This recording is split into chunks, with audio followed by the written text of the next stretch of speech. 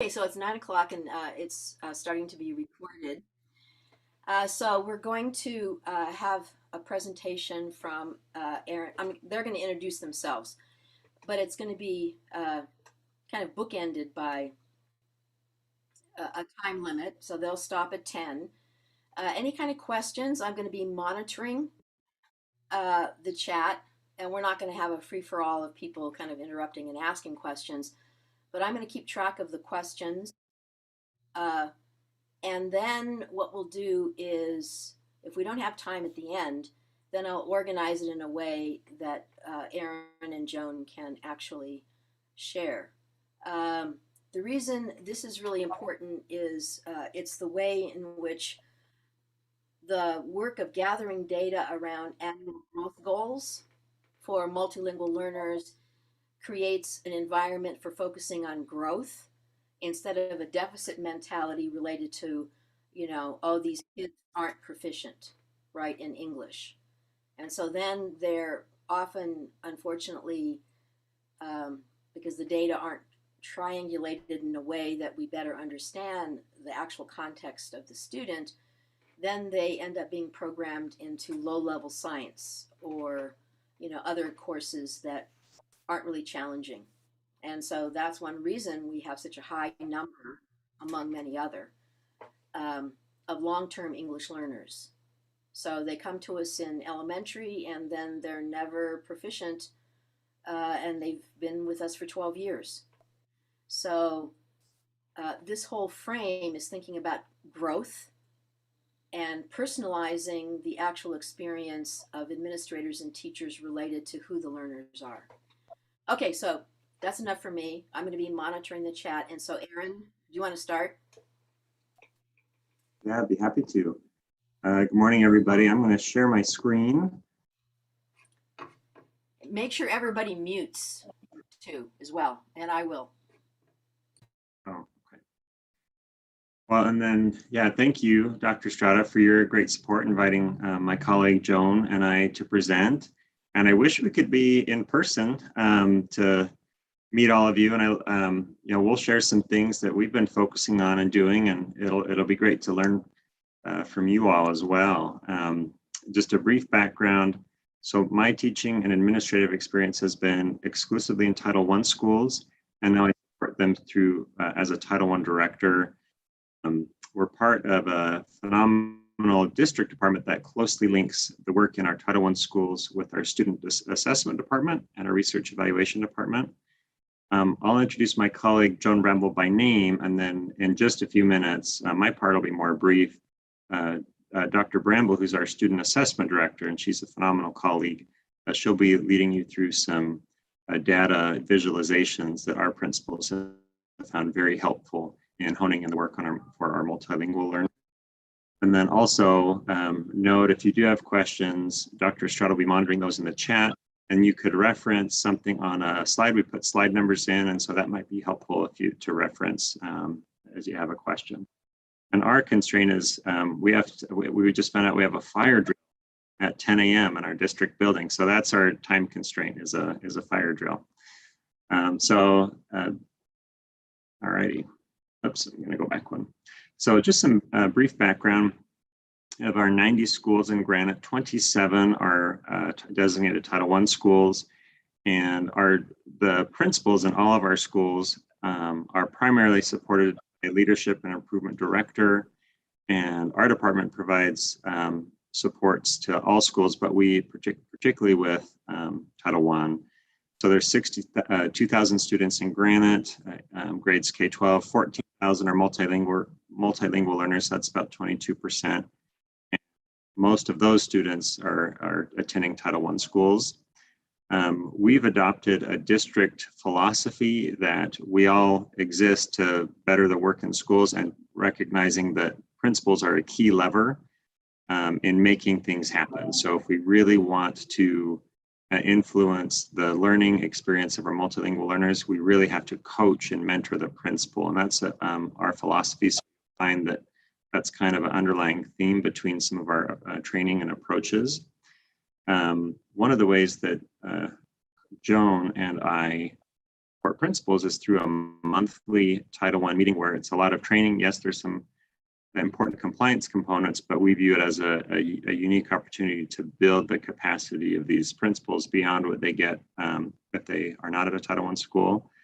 And then our unique department, I mentioned this already briefly, but my role as director over Title I and other programs, Joan is a student assessment director, then we have a research and evaluation director, and then our efforts, our goal is to make sure that evidence-based practices and data-driven decisions are being applied in schools, particularly with historically disadvantaged student populations.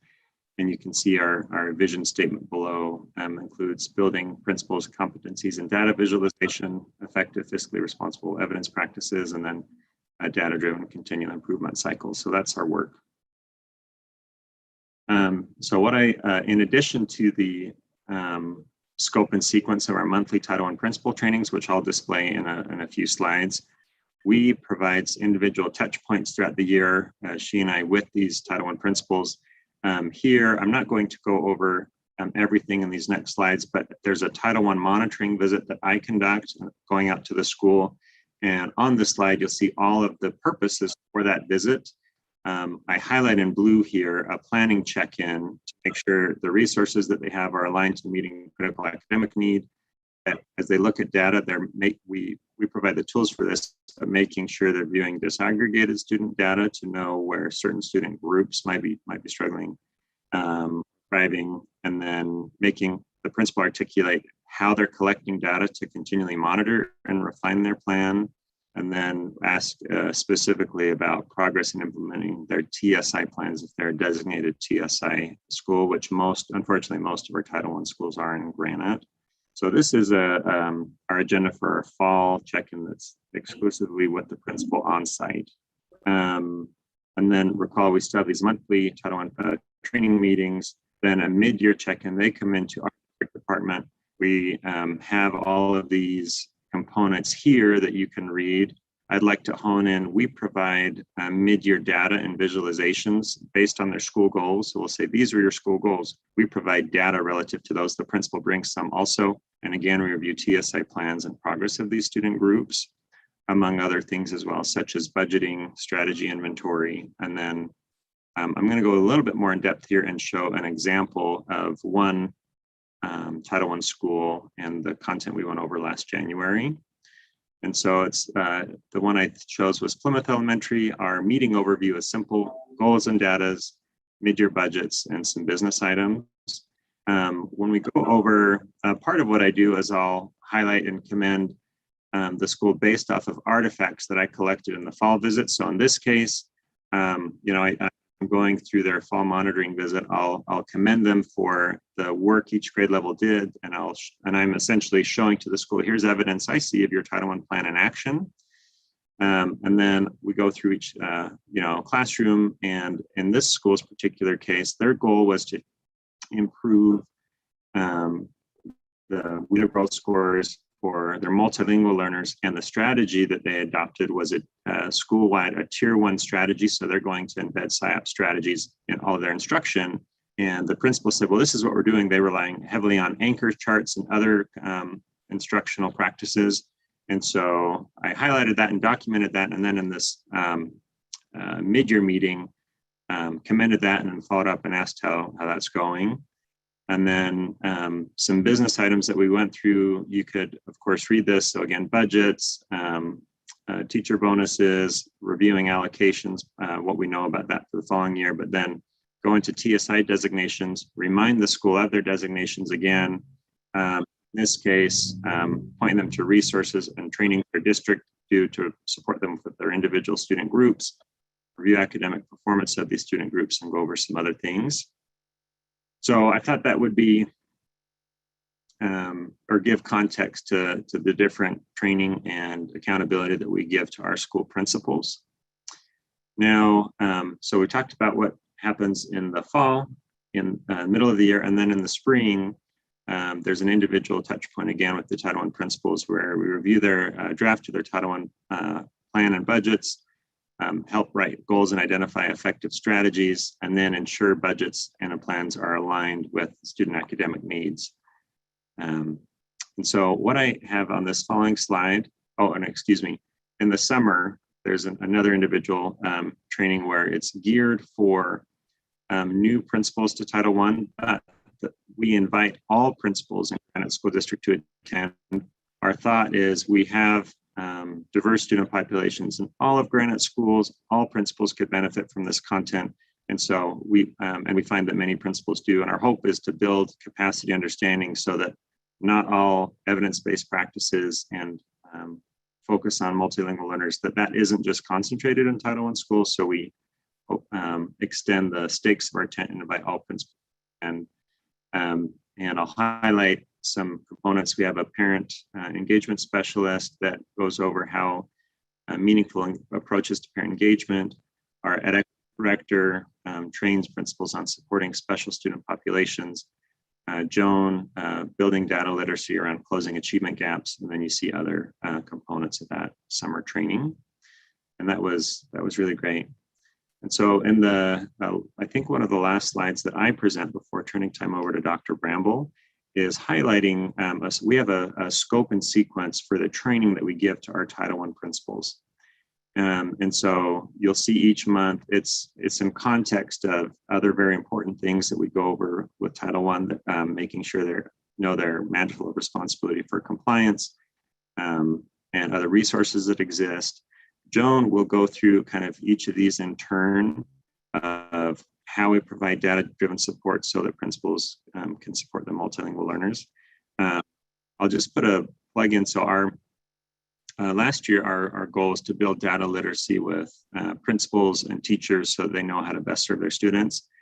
This year, we're excited about our scope and sequence building off of this, making sure water gets to the end of the row for families. So how we provide data literacy for families, because oftentimes a parent, a multilingual parent, might attend a parent-teacher conference and hear all this education speak and not know how their child is doing. And so that's our goal this year, and we've already, we're excited about efforts there. So, and again, you'll have this PowerPoint available to you. I'll send it to Dr. Estrada following this meeting. At this point, I'm going to stop sharing my screen. I'm going to invite Dr. Bramble to kind of go in more depth on the data-driven supports we provide to our Title I principals. So I'm just going to jump in and say thanks, Aaron, for this. And I think one of the biggest insights is the way in which Granite is strategically focusing on the kind of support for quality instructional leadership related to multiple sets of data, and the way in which research and evaluation is connected to assessment to evaluate program effectiveness. So this is one thing I've said over and over and over again about using resources and spending funds and resources in a similar way and not really evaluating whether it actually has an impact. So I just want to say how important that is, Aaron, and thanks for bringing it up. So we're going to now move to Joan. Hi there. Thanks for letting us come and present. And I think it's fun to share some of the things that we have found that have been really successful in helping, from my end, really bring some of this data to a place in principals' hands and teachers' hands where they are effectively looking at data and using it for great purposes. So one of the things that we did that I think was maybe a little more unique in terms of how we used one way we used our WIDA data was to look at a change in a student's WIDA score, their scaled score from 1 year to the next, and then providing schools with their average change. This allowed us to look at individual areas in WIDA that schools may have been focused on and doing something so that they could then be reflective and say, wow, this really seemed to work based on the results in our WIDA data. And so we shared this with our Title I principals, and they really liked this lineup of, from lowest to greatest, and it created some great conversation asking, hey, Farnsworth, what were you doing in that year to be able to bump that scaled score change to such a degree? So this promoted a lot of great collaborative conversations with our Title I principals. The way in which I did this was to again, calculate that change in WIDA scores. And then we looked at the averages, and schools then could look at trends that they might have, areas for growth that they might want to focus on. And if you see in the graph, I was able to give this to each of the principals too, so they could see in a longitudinal way across 3 years of data, what that looked like for their schools. And if there was something significant, for example, with this school moving from actually losing ground in 2019 to coming up to 33 scale score point average gain in their scores. And so this allowed for, again, that conversation with what did you do? And so a lot of these schools were able to say, well, we focused on speaking in a much different way with our all of our students, and then particularly our multilingual learners, in order to promote that. Some of it came down to understanding the test too in WIDA, and realizing that our students didn't have enough experience or exposure in speaking into a microphone. And so they embedded some strategies that were allowing their students to be able to have that experience using Flipgrid. And it was fun for them to see then that that actually made a difference in how their students were able to show what they could do on their WIDA test. Another thing that we did was looked at their school accountability with some trend data, and then pulling that apart into the individual component pieces. So based on the percentage of points that they're getting for each indicator area. So this represents an elementary example, looking at their achievement, their growth, their lowest quartile growth, and then their EL progress score. That being the only data point we had in 2020 to be able to share with them, but it allowed them to see how they were doing in each of those categories historically, and then again, trying to apply some data visualization for them to see this really easily. Another thing that Erin referred to is being able to see these TSI groups, they're targeted student improvement groups, looking at where they were compared to the bottom 5% cut score. This was really helpful because this is a particular school that they had been identified for having ELL and their students with disabilities as the two groups. And applying that cut score line, they could see where they were in relationship to that 5% cut score, and whether they were making some improvements in that.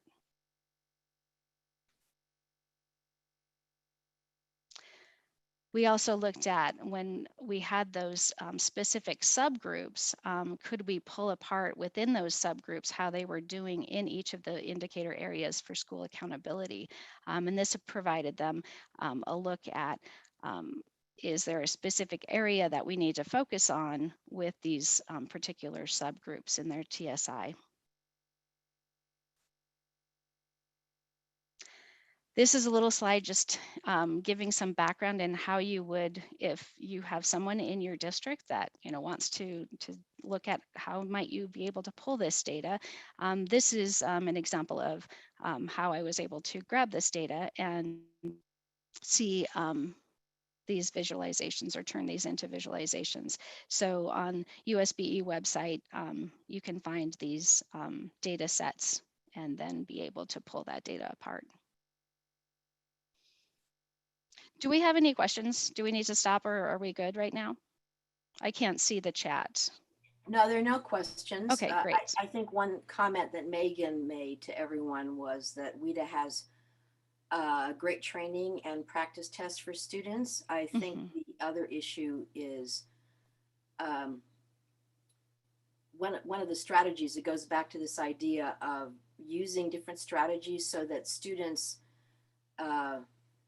record themselves and then actually listen to how they sound, because that's Mm-hmm. part of the problem. Because speaking into a microphone for students that don't have that experience, not to mention the adults, ends up being increasingly stressful. And some of the strategies are exactly what Joan said, which is helping the students realize that they're communicating what they already know, what they know.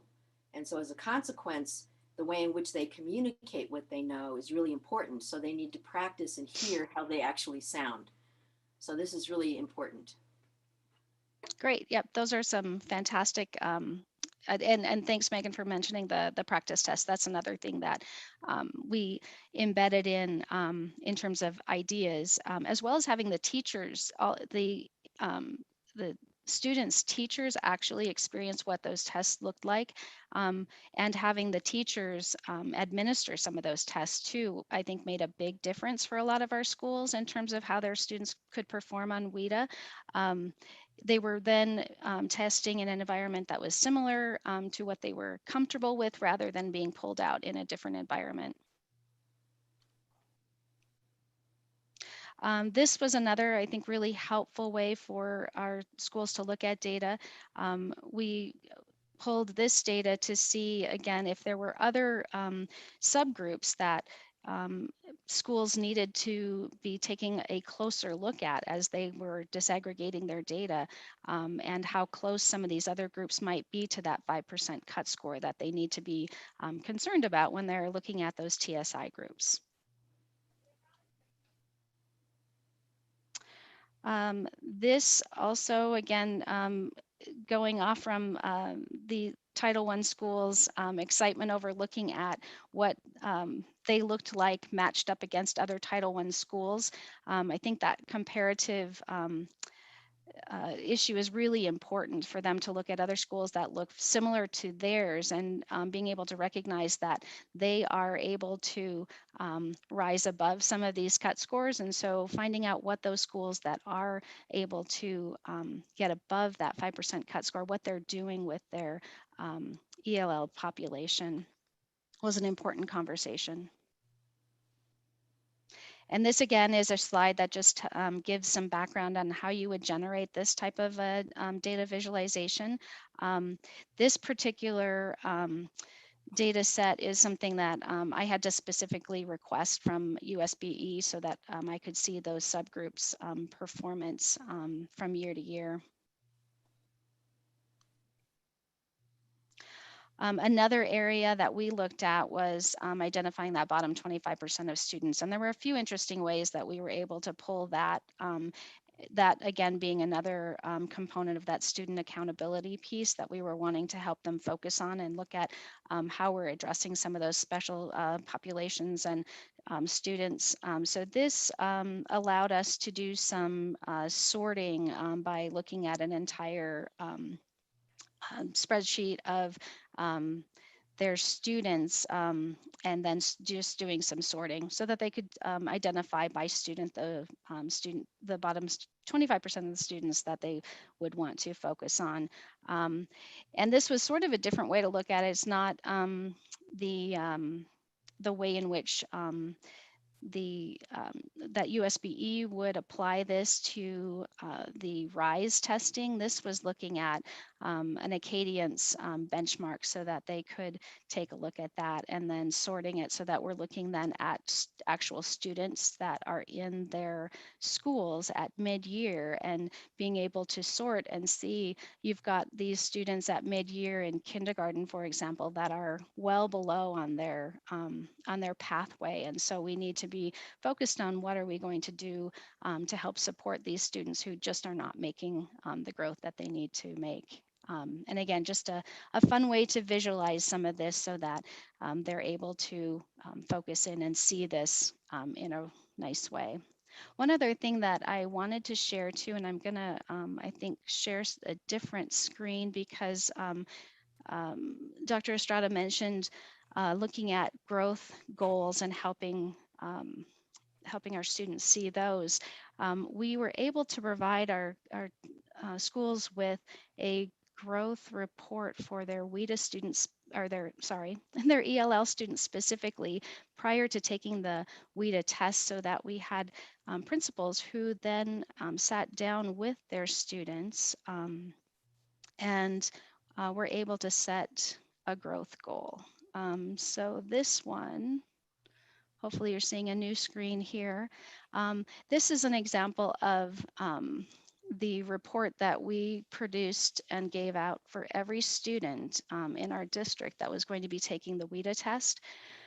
We gave the principals these sheets that gave them the proficiency level historically of the student.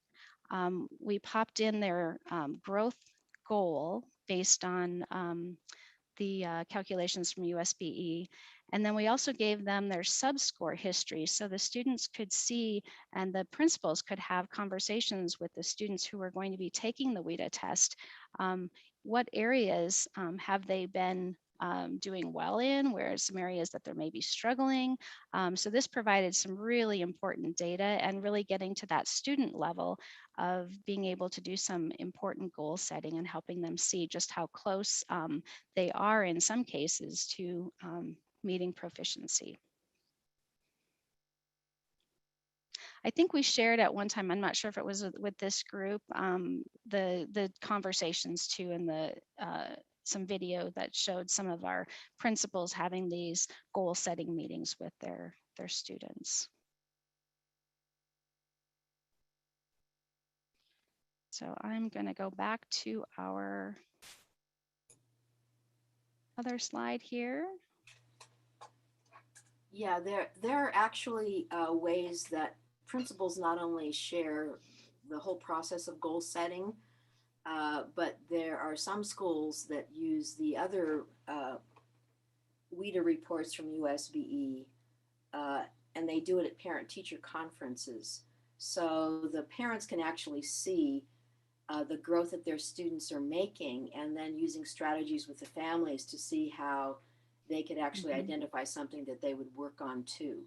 So there are all kinds of ways that this whole idea about data literacy is really about creating an opportunity to see who the learner is in multiple ways, right? So it could be descriptions. Weber has a really amazing protocol that they use, and they do descriptive narrative related to interactions of the students related to peers and the previous teacher and other adults in the community, as well as family engagement. So there are all kinds of ways to better understand the way in which a learner perceives who they are as a learner, right? And supporting that as a way to develop goals based on something to help them better be in control of their own lives and be advocates for their learning. And that happens when, kids are, I think, as you said, I know kindergarten kids who really know how they make sense of numbers. And so, that's a valuable thing if we honor that. So thanks, Joan. Yes, you're very welcome. I don't know if there are questions at this point that we want to address. So you can type your questions in and then I can relate them, especially because people are on a kind of like a time frame. So questions.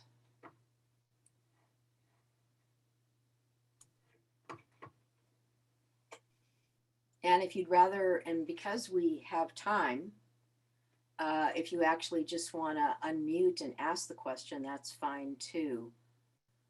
I'm just going to say one of the reasons this is important is this whole idea of recognizing and making commendations for promising practices that actually have an impact is really the point of pretty much what, and these slides are going to be shared, so you don't really have to worry about that. Erin's going to send them to me. Joan's going to send them to me. I'm going to send them to everybody. And it says, Joan, may we contact you for assistance in organizing these data? How and what you have given principals is great. So yeah, and I'm happy to share, and you can contact me. Yeah, the contact information on the last slide here is a great one. Yeah, great. So and part of the issue ends up being, you know, the commendations for promising practices that actually have an impact. Uh, Joan, do you want to, have you done any kind of work related to effect size for ongoing practices? Because you've already given this visualization of data that principals really respond to. And so it actually creates the conditions for principals in a very open environment to ask other principals and their colleagues, well, you know, what did you redesign to actually get this result for students? So have you done calculations related to effect size? We have not gone there and taken a look at, what specific strategies are effective in terms of effect size with those. That would be a great next step. And I think, what we're trying to really push out is helping principals at this point just look at their data and then ask those next questions. And so, yes, that would be definitely, a next step. We have a great department here in-house that can do a great job of looking at some of those things in greater detail. So my other question is, so oftentimes this is a question that I get because it's really about the kind of conditions, the safe conditions you create to support colleagues in looking at others' data and asking really good questions about, you know, oh, you know, what did you actually do? It's like building the capacity for a learning community that's committed to learning from and with each other. So do you want to say anything about the way in which you created a culture for that to happen? Yeah, and I think that we were talking about this actually just recently following a meeting that we had with our junior high team, and that modeling of being very transparent and open. We want that to be happening in schools as well with their data, where they are very open in a culture to look at their data in this way. So I think our modeling at this level, being able to open that up and have those conversations. We were presenting some data yesterday to some principals, and they're seeing it in front of them is a really great way for them to do that self-reflection piece too. And some of it, was difficult to look at, but I think modeling how you have those conversations with principals when their data doesn't look so good is a really good way for them to build their capacity in the principal role to help teachers look at that too, and not push it back as blaming it on other factors, but really doing some look at, critically, what are we doing in our school to support different learners, and how are we celebrating the growth, but also identifying areas that we need to work on. So David Lopez, you know, a great colleague at Granite, and Michelle Loveday, who's now in Jordan and doing amazing work, uh, is actually giving Joan and Aaron kudos for the way in which they create conditions for adult learning to happen. So I think, that's one of the key things about creating a learning community and always being a learner. That's why being in education is, such a privilege in relationship to how we learn with and from each other. I think the other issue goes back to this idea of generating learning from each other in a way that it actually impacts policy decisions and the way in which that data are used to evaluate program effectiveness and how resources are aligned. So do you want to say anything about that? I mean, there's actually a really clear mandate from ESSA that says it's kind of a small phrase or a section in ESSA that talks about program evaluation related to aligning resources. And you said that you have a research and evaluation, department. So what kind of questions end up generating the kind of data that support policy change? Because, typically the board is in charge of policy. Do you want to say anything about that? Yeah, I think Erin could speak really well to this as we've taken uh, our pathway down, looking at even the very organization of our department, which includes these three components, really speaks to what we're trying to do in terms of bringing data to that conversation and being able to determine what's really effective. Yes, and what I'll add to that is, everything that Joan said, but also our board, I think more than they have in the past, is grappling with these questions of how they exert their influence to make sure there's greater accountability in schools. As a small example, I presented to our board in January, and it was essentially what's working well in our Title I schools. And the finding was we looked through the books and how they were spending Title I schools were spending their money categorically. And we compared those expenditures against student outcomes. And I said to the board, unfortunately, there is no correlation to how we're spending our money in student outcomes. The difference is how we utilize the resources. It's more than just what's on paper. And so the conversation's now shifting to saying, with our Title I schools, but are we using our opportunity for district set-asides to make sure that we're implementing evidence-based strategies? And so it's a big ship that moves slowly, but I think we're headed in that direction. But at the end of the day, the board needs to see results and not anecdotal stories. I actually want to kind of go back and talk about a couple of things, building a data culture of sharing. One of the, I think another successful thing Joan and I have done is we have 8 CSI schools in Granite, and we convene them for a leadership team workshop. So all 8 leadership teams came together. It was a lot of the principles we applied here were done there. And we led those leadership teams through a data protocol where it's saying, here are your data, and then here are protocols. And then they had a chance to kind of practice this. Then we're commissioned to get the water to the end of the road. So in individual teacher teams, those would all teachers would benefit from a data-driven conversation. So in answer to your question, Dr. Strada, that's one of our approaches to make sure there is a positive culture around data, that they need experience with the protocol and then know how to lead that out. I think something else that's helped to kind of share the why behind some of this work is the data, but also here on the resource page that I think is still being presented by Joan, we've created actually 11 video resources from our department to assist schools in planning, 2 of which are just describing how school letter grades are calculated and why it's important. And then if schools watch it, they realize our multilingual learners show up on the state accountability system 3 or maybe 4 times.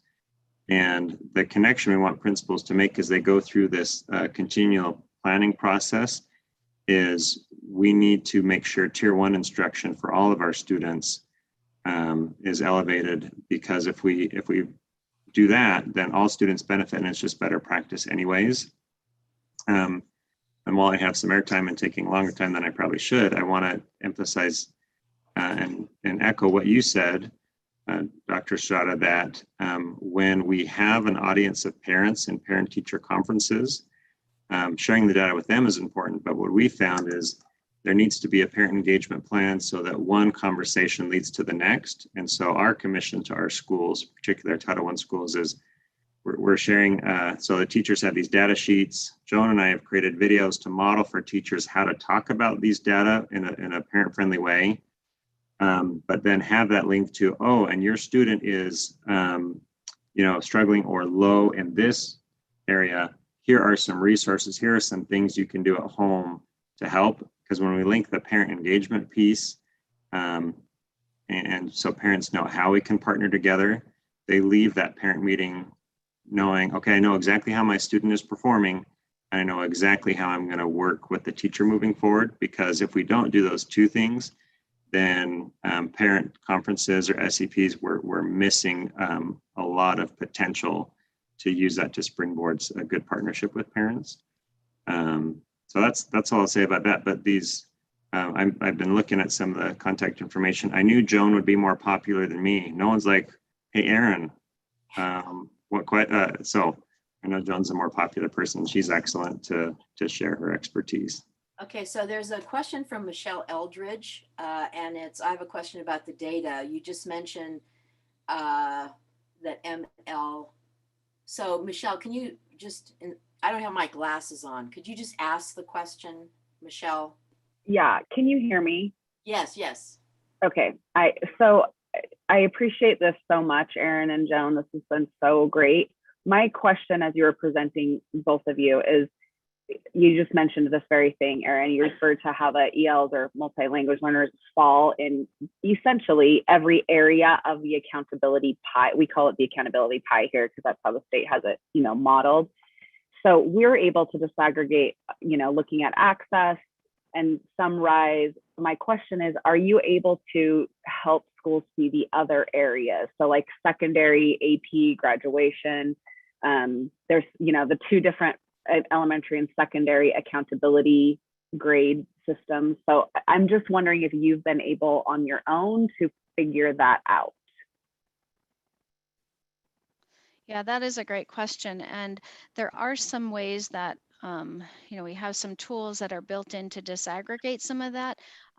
Our district is also working on creating some of those drill down options using Power BI or Tableau, so that the intention really is to push some data out so schools look at their initial data and those pieces of the pie, but then generate those questions of, hey, so what does it look like with this particular learner? So as we're building our next project out, that is our goal, is to have a link then where they would be able to go in and really disaggregate and look at what it looks like. There are some, some tools that are available through, let's see, USBE, presents some of that in ways that you can disaggregate, but it is a little more tricky. Yeah, you just validated that. I think what we get from USB can help a little, but we're having to do a lot on our own to figure out even more in order to help the schools see why they fell where they fell, and to then set meaningful goals in the right area of accountability. Right. So, yep. Thank you. Yep. Yeah, so I'm gonna just say one other thing in relationship to a question about parent engagement. So the question is about, some people actually believe that, and this is a typical assumption based on I'm not sure what, that certain parents aren't interested. Okay, I've never really found that, and I think the fact that Granite creates ways in which they're aligning the skills for teachers to have conversations with parents around information is really important. And I don't know if you all want to say more about that. I have parent focus groups for multilingual learners, and when I have those meetings are packed with people from maybe 10 different languages who really want to understand and know how they negotiate a system that typically, as I think Aaron mentioned, historically is not all that responsive to them. So do you want to either of you say anything else about your actual experiences with parent being, connected in I've seen examples of, some of you might not know this, it's the school learning community centers where there are language services for families, and those classes, are packed with grandparents and parents, and and then next door is the nursery for the children. So I've actually, from my experience in all the community learning centers and the work that's been done in Jordan in the family centers, that parents are really interested in it, but it's the way in which we create the conditions for them to be respected and welcomed and included. So, Aaron and Joan, do you want to say anything else about the way in which you engage parents related to the information about their students? I'll start and Joan can offer her rebuttal. No. I led a focus group of Title I principals this summer, and it's a parent engagement committee, and this theme came up. And so I'm going to kind of reframe the question a little bit is how do we, so, and I agree with, Krista, what you just typed, parents are always interested. We had the experience of two Title I principals sharing. The one kind of went around to her teachers and kind of saw how they interacted with parents. And some didn't have the soft skill to frame the conversation in a way that didn't make the parents defensive. And they would look at this data and say, they're behind, you need to do this, parent, rather than a principal who kind of coached their teachers to say, hey, if you see this, this is how we approach parents. You say, these are the data, and I care so much about your student. What do you want? How can we work together? And that simple reframing leads to either collaborative conversation or a parent being defensive. And when I read this question, parents realize their role, but if they're put on the defense and they feel like they have to say why their child is behind, then it might seem that they, like what the question phrased, they don't recognize their role. So I think building teachers, those soft skills in teachers is important. That's something Joan and I are trying to model. There were some other outcomes and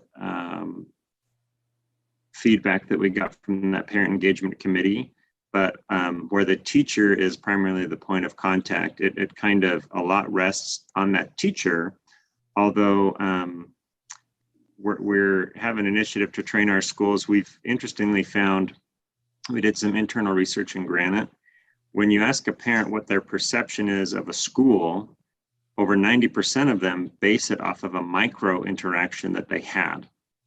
Meaning, I love Taylorsville Elementary. Oh, why? Well, it's when I went into the front office, the secretary, we had a great conversation. How long did that conversation last? 30 seconds. And because of that 30-second conversation, they love the entire school.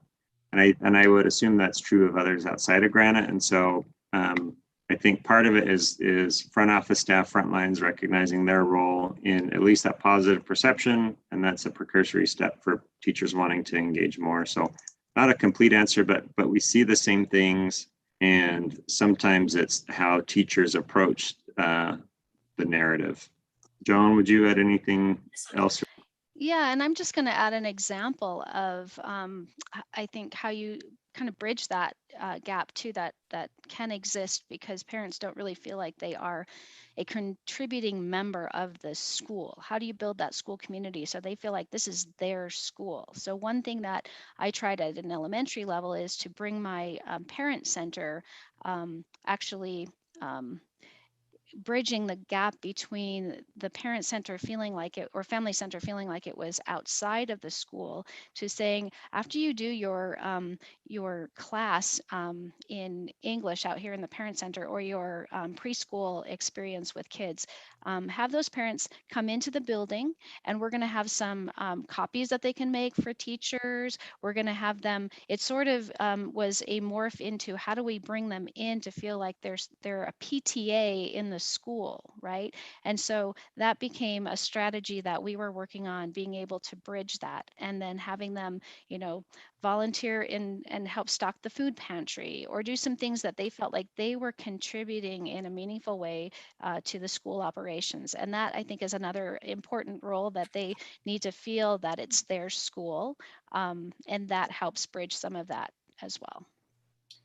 Yeah, this is generating some really interesting comments about soft skills in relationship to welcoming environments and the way in which training and interest, authentic interest. I think that's your point about relationships and micro incidents that happen that have a huge impact on people. Anything it's affective cognitive science, which anything that elicits a response that is open-hearted ends up having a cognitive impact on your mind, just like anything that's threatening or defensive then ends up, kind of funneling the way in which you would typically react to that. So I'll just give you one other example, and then we still have time, and if not, we'll let Erin and Joan go.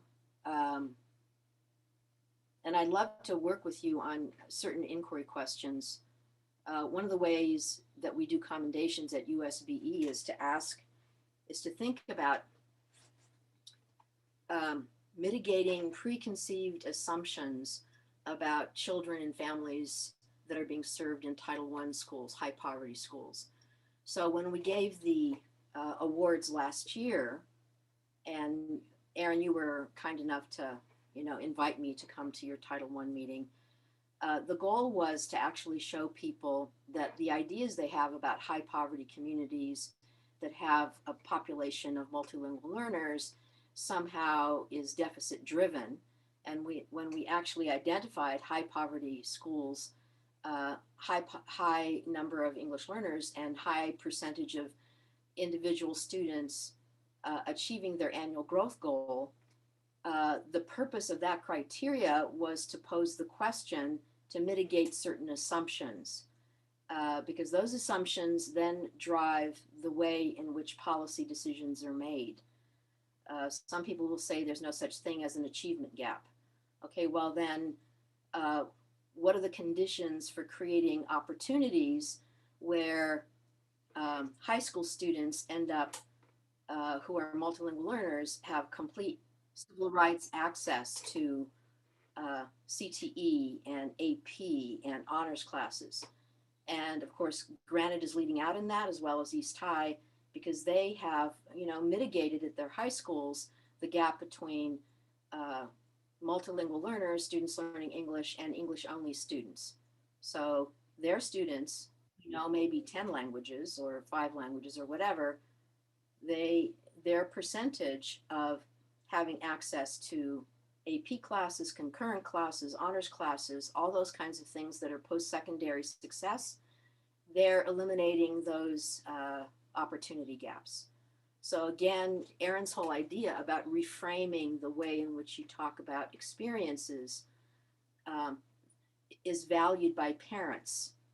When I had a school for students who were dropping out of, this was in California, and when parents came to me, I would always start off with, so tell me what you see happening with your student at home.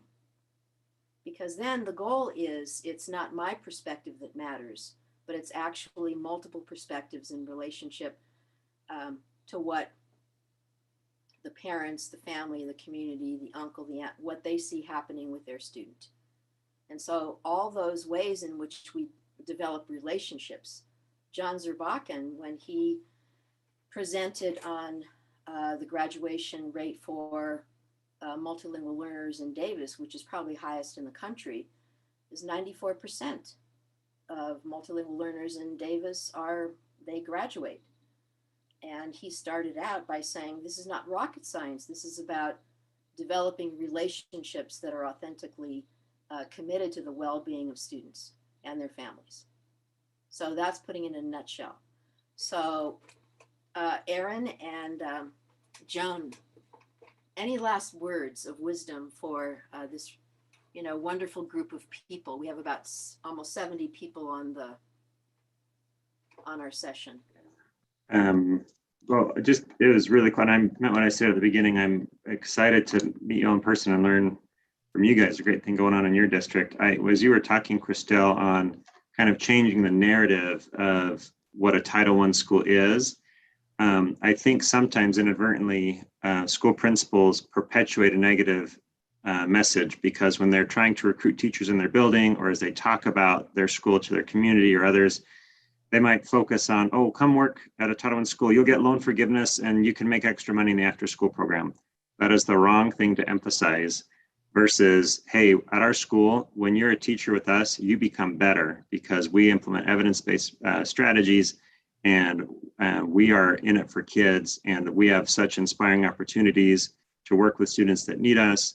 And then you could say, there's a quote that I love to share as a Title I principle: when you have a heterogeneous group and a homogeneous group work together, the heterogeneous group outperforms in the long run, and that our students are better because of the diversity they experience, and valuing the diversity that exists. So if you talk about and believe that Title I schools are an inspiring place to work, and that's the vanguard of evidence-based practices in education, and you're better for it, then you'll get some teachers that want to work there. That's why they go into teaching, is for the reasons that we have Title I schools. And so I think you're right that we need to, and especially in our circles, promote those ideas so that our principals want to work in Title I schools. Same with our teachers, and that our parents recognize the value added in working in a Title I school, because it needs to start somewhere. And so it should start with us to make sure that that narrative is appropriately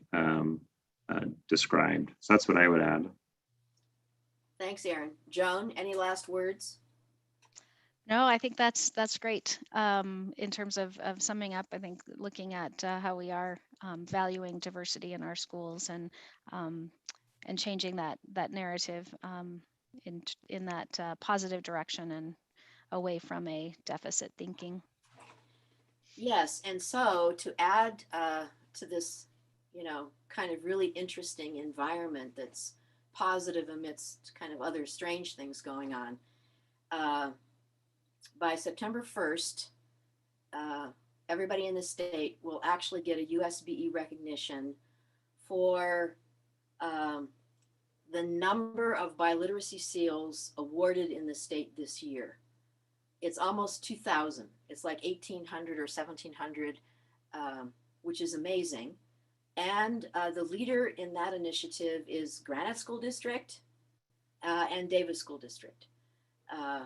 So that is the whole point about, valuing the way in which heterogeneous and diverse languages shape the world that we belong to, and how that creates a much richer environment for us. So Joan and Aaron, you can't say anything because the official announcement hasn't come out yet, but it will. And so your district is going to get an amazing commendation from USB in the recognitions toward biliteracy. So thank you so much. And thank everybody who's been here. And we're going to just take a brief moment and then have Megan set up. And Aaron and John, I'm going to come to you with some inquiry questions. I actually do lots of the data myself. I know I'm kind of a geek, but I think the inquiry questions are really important related to effect size, since now Hattie has made a really interesting way in which we can see what has a year's growth. And then we would look at how cost and benefit analysis is related to how funds are allocated. So that's a big passion for me. So thank you for being my colleague and our colleagues, and the amazing work that you're doing. Thank you. Thanks, everybody. Thank you. They have a fire drill, so I was kind of concerned about that. Okay, so Becky Donaldson is saying, Aaron and Joan, thanks for sharing your expertise, especially advocacy for students and families. Brenda Whitehorse from San Juan is saying, excellent thoughts about recruiting team members that have similar mindsets related to equity, and reframing, the way in which we have conversations and how much more skillful we become. So anybody want to say anything before we move to Megan, who will talk to us about updates in WIDA? You all are going to be so impressed with the biliteracy seal recognitions. Really, it is just it's so wonderful. The majority of the languages are Spanish, and not necessarily in dual immersion programs. There's one charter school where students are mostly refugees. I won't say which school, but they have done this amazing, innovative process by which the kids earn credit to support the maintenance of their actual language. And when I went to their graduation, the greeting was done in 13 different languages. And the students that I did a seminar with, they were learning English, but they actually knew 10 other languages. So, you know, we have a lot to be proud of and thankful for in Utah.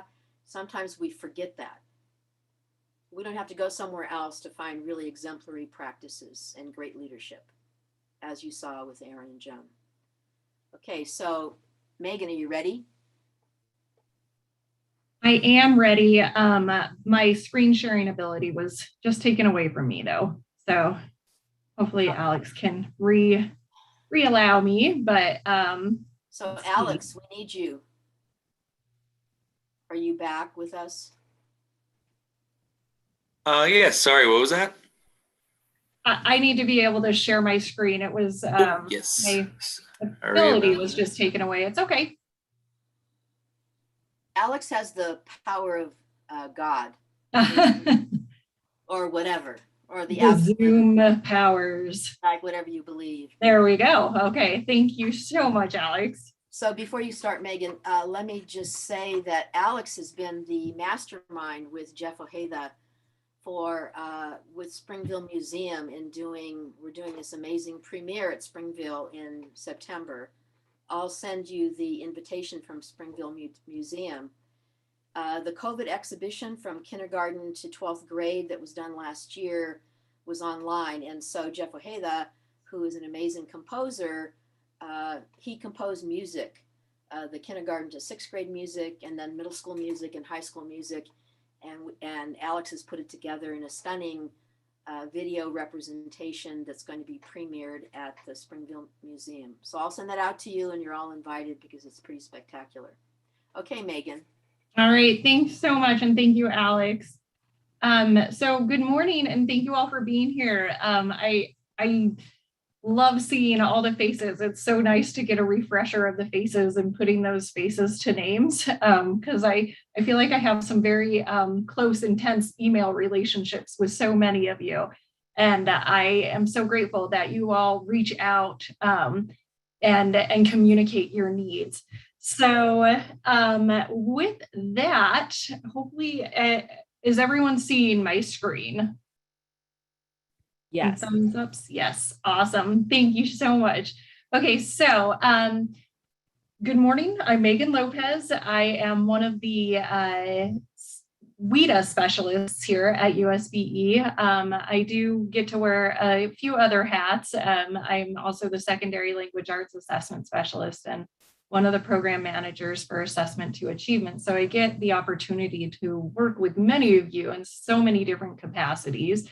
But again, always, if you have any questions, reach out, never apologize. It really is our job here at the state to support you all out in the field.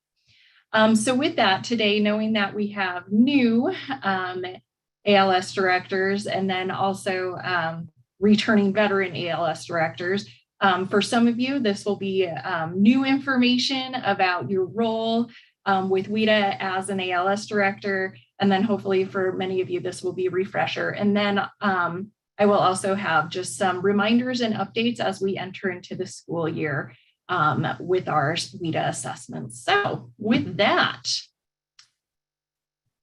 just getting started on contact information. I always affectionately call her my WIDA wife. We are Team WIDA at USBE, and Michelle Neal also works with me. Again, you can contact either one of us. So here's our contact information. And so let's just really quickly, a refresher course or introduction to WIDA. And if there are moments where you are you need a little more clarity or you have questions, please feel free to type that into the chat. Or if you would like some more in-depth conversation, I am always available to set up a meeting if you need more of a in-depth, not just a crash course, okay? So just to remind you, and yes, these slides are available. I did forward them already. Was it yesterday or the day before? I cannot recall. All the days are blurring together. I did forward these, but if you are not on that listserv, just send me an email and I can respond to it with the attachment. Thank you, Betty. The day before. Y'all are helping me keep track of what I'm doing.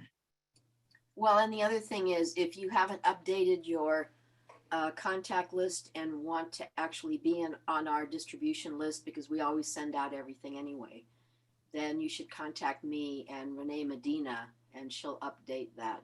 Because we have a very large group of people, not just ALS directors, just to be clear.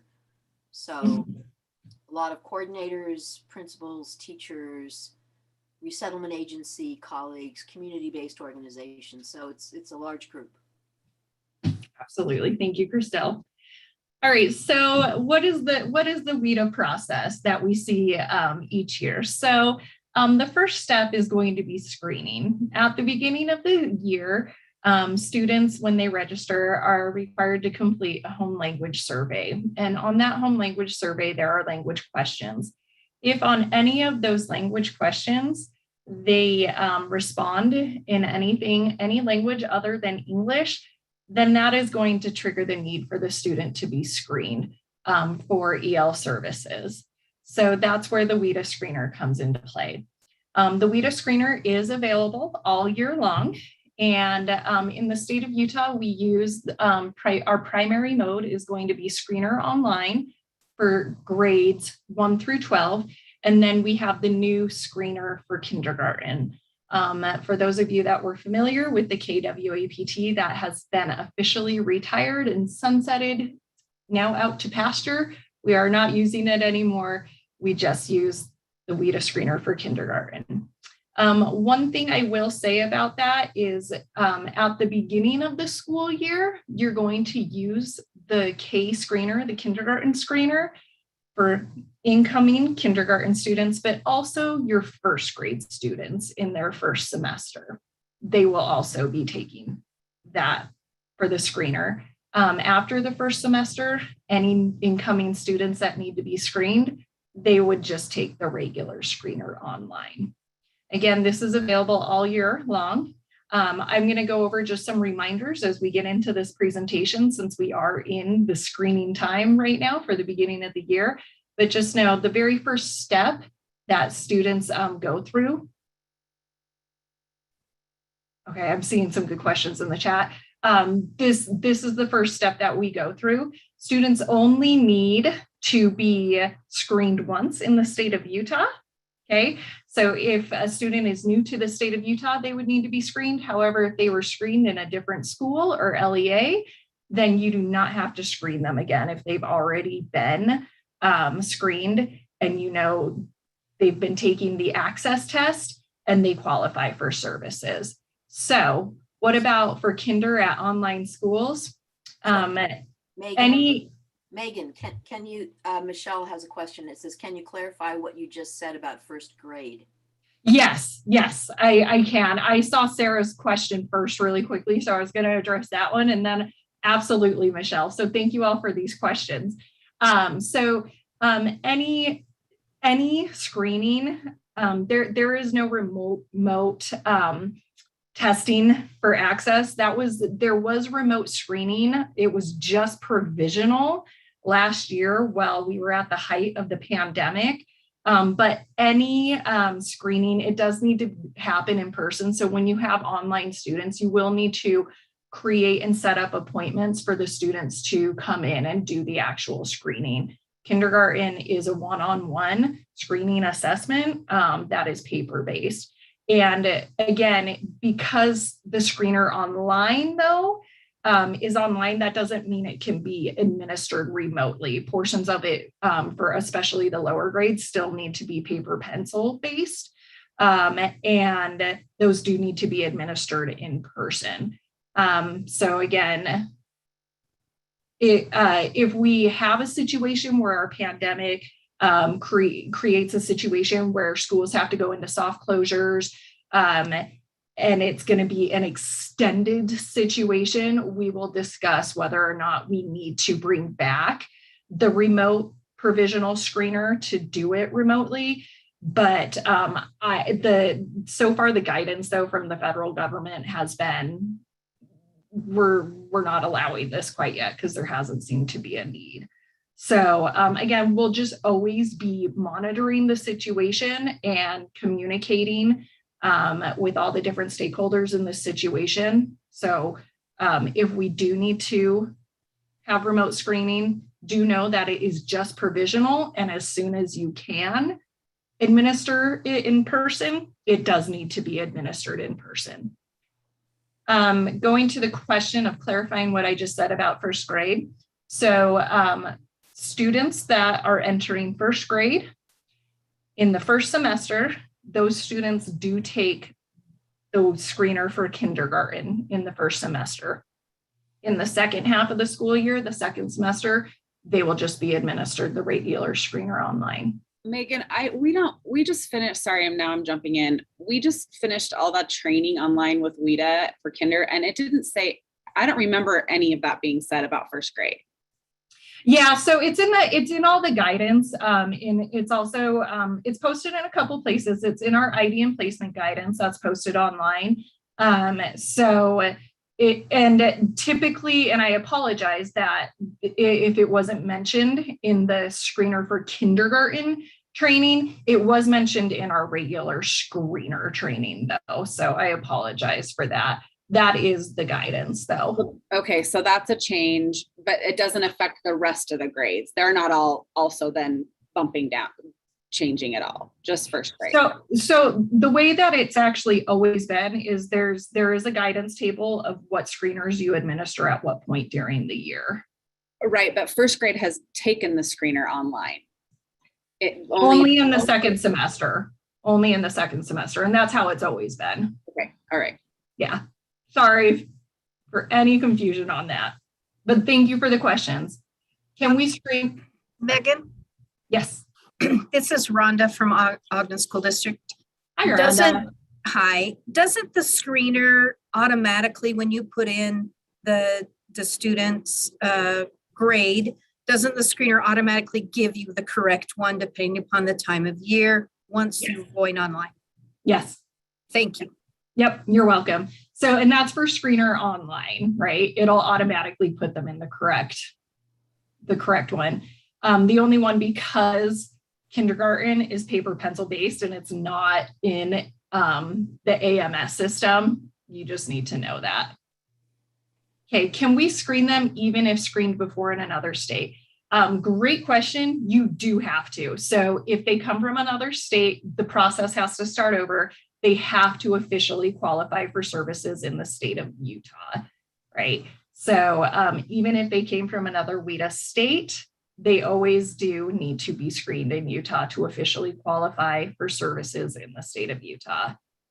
Is the screener yearly or once? The screener is just given once to qualify for services in the state of Utah. All right, these are great questions, you all. Thank you.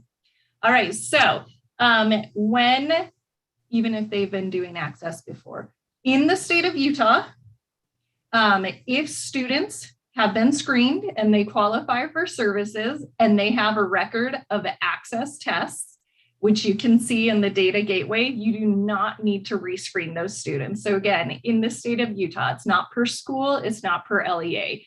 Students only need to be screened once in the state of Utah. If they come from another WIDA state where they've been screened, they've been taking the access test, it doesn't matter because we have to have that official record in the state of Utah. They have to qualify based on our qualification guidance. Other states have different qualifications. So hopefully, again, keep these questions coming. All right, so the magic number for screeners for students to qualify for EL services in the state of Utah, that is 4.9 or lower. If a student scores a 5.0 or higher on that screener, they do not qualify for services. They are considered proficient. But if they score a 4.9 or lower on the screener, then they qualify for EL services in Utah. At that point, you would then complete the annual EL, oh goodness, now it just passed my mind. Christelle, help me out. The annual notification letter. Thank you. It just came. She leans in and I'm like, I know it now. So students that get that 4.9 or lower, they qualify for services or they're continuing services.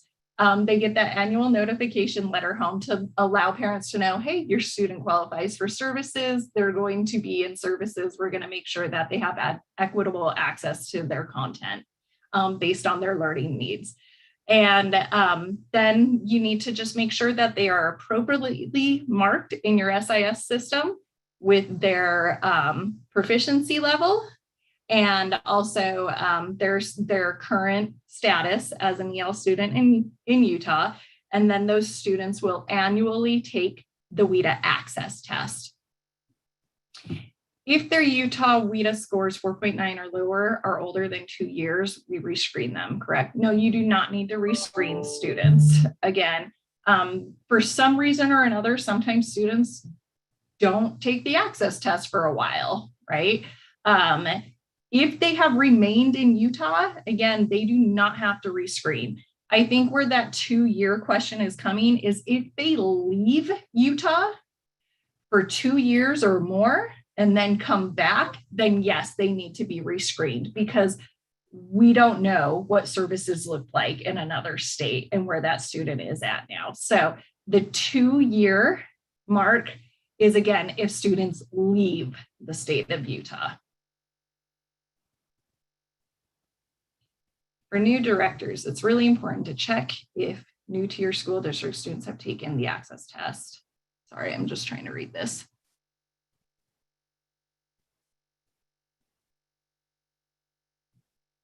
Yep. So again, just like Lindsay put in the chat, students will annually take the access test. So that does need to happen every year until they get a composite score of 5.0 or higher. So let's discuss really quickly, and then I'll get back to the chat. So I can kind of try to keep this in a linear fashion. So when students receive services, they take that WIDA access test. Again, we are an online test, so we're not paper pencil based. And grades 1 through 12 take the access online. And again, kindergarten takes the kinder access, and that is a paper pencil one-on-one test administration. We do have our testing dates already posted for this year. Again, if we don't know what's going to happen with the pandemic, if we need to extend the window, we definitely can. We'll approach that, as time goes on. One thing that I do want to say is I keep mentioning online, that just means it's going to be a computer-based test. If for any reason you have a student that does need a paper-based screener or access test because they are new to technology, it wouldn't be appropriate to make a student take a computer-based test if they've never used a computer before. In those cases, or any other special needs are there, they can be given that, and the state covers the costs for all of those, and we would have to make sure that we order those when appropriate. So the access test, again, that special number is 5.0 or higher. Once a student reaches a composite score of 5.0 or higher, at that point in the state of Utah, they are considered proficient, and at that point, the students will be redesignated to a monitor status, and they will be monitored for the next 4 years. They would still be marked as an EL student in your SIS, but because you're going to put their new proficiency score also in there, we're going to know that this student is on monitor status. During those 4 years of monitoring, they do not take the access test. After 4 years, if the students are still continuing to make those correct, awesome gains and in their content area, subjects and everything, then after those 4 years, if appropriate, those students will officially be exited out of EL status. And you would again mark that in your SIS. For students that have significant cognitive disabilities, there is an alternate access test. And the only qualification for students to be able to take that is if students qualify to take the DLM. Now, when I say that though, if students qualify for the DLM, that does not automatically mean they have to take alternate access. This should be determined by your language IEP teams. Is an alternate access appropriate for this student based on their needs? Again, that testing window is the same, but know that alternate access is a one-on-one paper-based administration. All right, so I see a ton of questions in the chat. Let's get to these. Could you share the state placement guide with all of us? It is, yes, I can put a link to it. It is on our state's WIDA website. I apologize. The WIDA website for our state. So if you go to the WIDA website and then just do states and drop down to Utah, you can see our ID and placement guidance right there. I can also, once I'm done presenting, put that link in there in the chat for you all. All right. After sending out the annual notification letter stating that we'd like to give services as per the screener, can parents opt out? Yes. So parents can opt out of services. Not the access test, which we can talk about in just a moment, but they can opt out of services. Even though they're going to be opting out of active services, you still do have a legal responsibility to make sure that you are providing equitable access to all content. So for example, if a student needs something translated, you got to still translate it, right? So just whatever your services look like in your LEA or school. I know a lot of schools do pull out in their specific classes. Your students may not be in that, but they still need equitable access to everything. Okay, so let me just insert something here. Absolutely. So I'm going to give you an example of what one district does to help alleviate the anxiety of parents who want to opt out of language services. So they actually find out what's the reasoning. Sometimes it's, something that you might not have thought about, which would be that exactly what Megan said, they're segregated by being pulled out and they don't actually get the same kind of instruction that regular native English speakers get. So Weber District does an amazing job of, and other districts as well, but I know for an example, Weber is amazing. They actually contact the family. They actually have the family come to the school. They see what the language services are. They provide a way for the parents to have their concerns alleviated based on their worry that their students really won't learn English and they won't have anything that prepares them for college. I mean, I've had tons of focus groups with family of students learning English, and this is the number one thing. The other thing, so it's this really forced segregation, which is a civil rights violation anyway, which you all should know.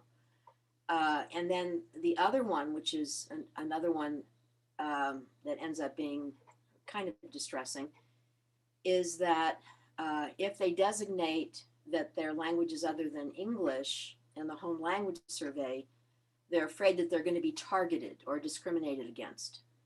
And this is real. I mean, this actually does happen in our schools. I'm not going to give you concrete examples of what happens with registrars and what happens with refugee families and what happens with parents who don't speak English. But these are all really serious civil rights violations. So ensuring that every single student in Utah has equitable access to grade level content is what the federal government asked us. They asked the state agency and they said, how are you going to ensure that this happens? So the point I'm making is, if you want to have further conversations offline, or if you want me to come and observe your classes, which I'm doing now in a limited way based on the pandemic, we're reorganizing how monitoring is done with colleagues in districts to leverage promising practices that actually make a difference. So we just can't keep doing the same things we've always been doing. You already know that, right?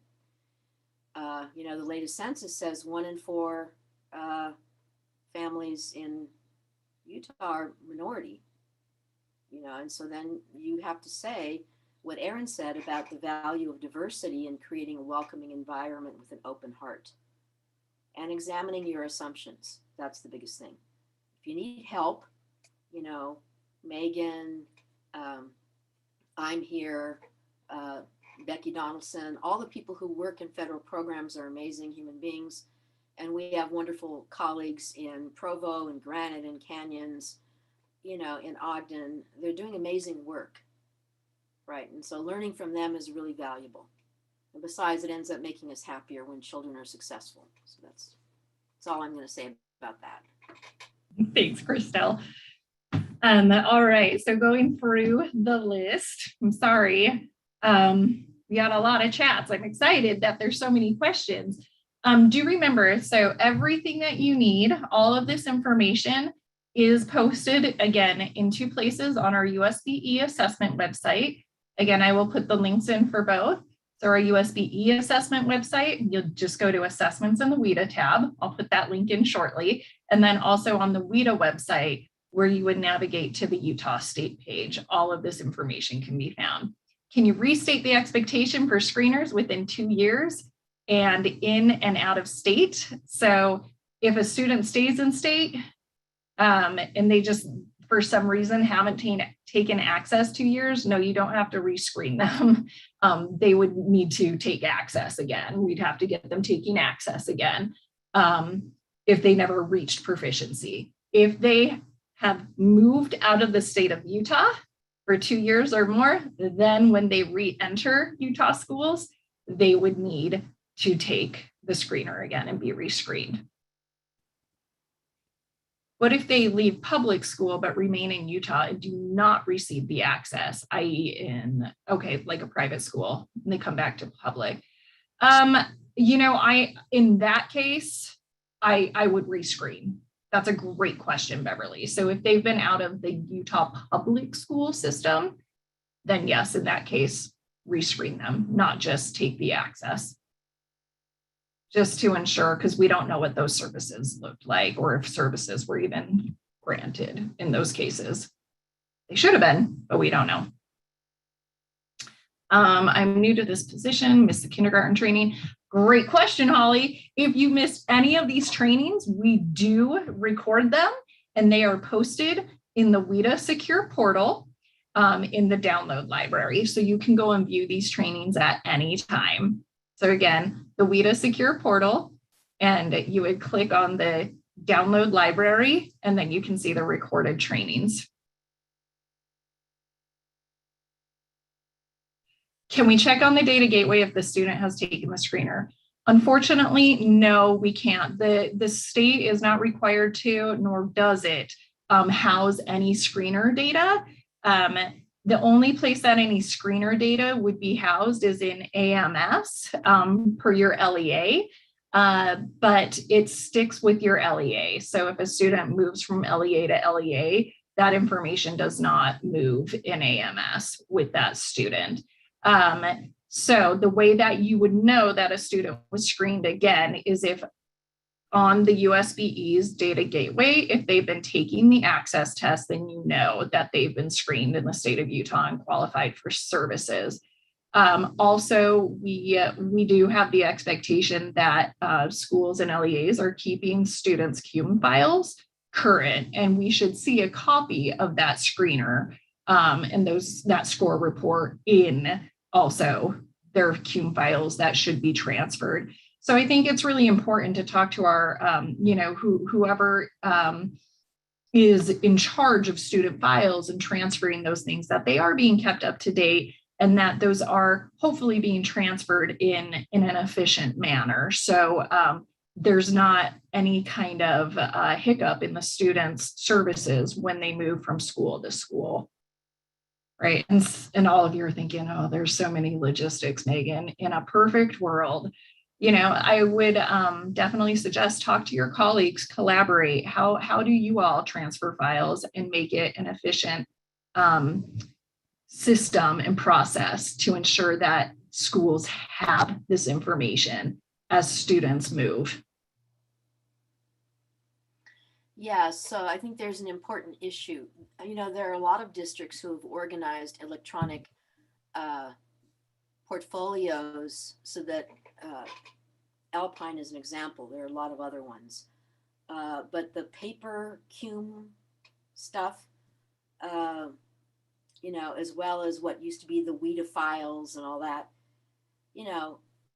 that's pretty, that's kind of 19th century. I mean, there are actual examples where there are secure ways in which data are kept. And so if people are interested in that, we could do another session related to issues connected to privacy, data privacy, and the way in which you transfer and keep records in secure locations. And so those pieces are like really incredibly important. The other thing is this idea about,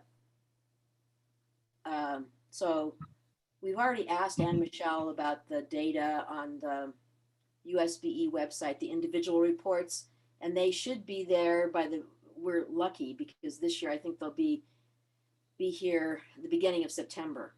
But a lot of the verification for the WIDA scores, even though it was taken, quite a while ago, ends up being really challenging with all the data requests and the obligations of reports related to federal accounting and state accounting and all that kind of stuff. So other questions for Megan? Megan, do you want to look at the rest of them? Yep. I have an arrow that says 21 new messages. So I'm going to try to go through as fast as I can. It's 4 years of monitoring, not 2. In the past, it was 2. It is 4 years of monitoring now. Yes, and I put that in there because the reason is that ESSA gave districts the option. And what we've actually found is even when students are considered proficient, the academic content gets more challenging. And so as a consequence, if you're not really monitoring the academic success because it's actually in the accountability system related to ESSA, then you're actually not providing any kind of support that would ensure the way in which students' cognitive load and cognitive rigor is increased based on content-specific language and academic subjects. So that's why it's changed to 4 years. Thank you, Christelle. All right, data gateway reports for the access scores. They will not be available. The hope, we've been told they will be available September 1st. Now, one thing I do want to say for those of you that are veteran, last year we got the reports in August. It was like early August. Now, the reason why we could get them so early last year was because none of our other state assessments were actually given. So there was like one test and it was WIDA and it was amazing and great. So our IT department was able to do that very, very quickly. But do remember this past year, we did have all of our state assessments administered. So all of that has to be put in data gateway. So that's why we are back to our September 1st timeframe. So I have been told September 1st is the target date. I do have a slide on this a little later, just as a reminder, because we were going to go over it. I think it's safe to say, though, knowing that we've had some major Utrecht issues recently and just some IT problems with the system, that I wouldn't be surprised if we see them closer to September 15th. And I'm so sorry to be the bearer of bad news with that, but I think in the best case scenario, we actually do get it by September 1st, like we were told. However, I think it's more realistic that there could be a delay. So I apologize that I'm the messenger on that one.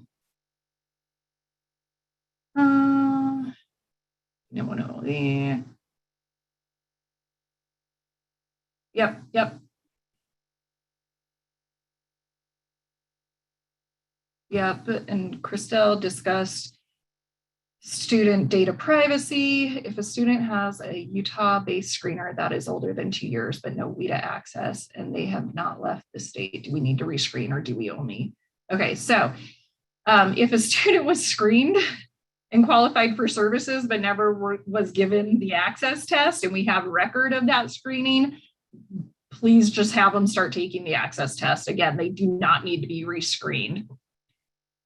What about a form that has documentation of screened and deemed services were not needed in their paper CUME files? Does that work? Yeah, so if a student was screened and does not qualify for services, then yes, please make note of that in their files. Megan, if a student leaves out of district, goes to another Utah district, but doesn't take any access and registers at the beginning of the year, we can't wait until access starts since it's given in January. That would, then would we screen the student again? So again, the hope in a perfect world is if a student was screened, they've never taken the access, so how do I not know, right? Hopefully that screener paperwork is going to electronically or however your district sees best fit to transfer those files. Hopefully that is the case. Now, y'all, if you're like, we don't know and we're not getting this information, then please screen them, right? So if like we're not finding any record, yes, screen them. I would never say, no, don't screen them. You can't.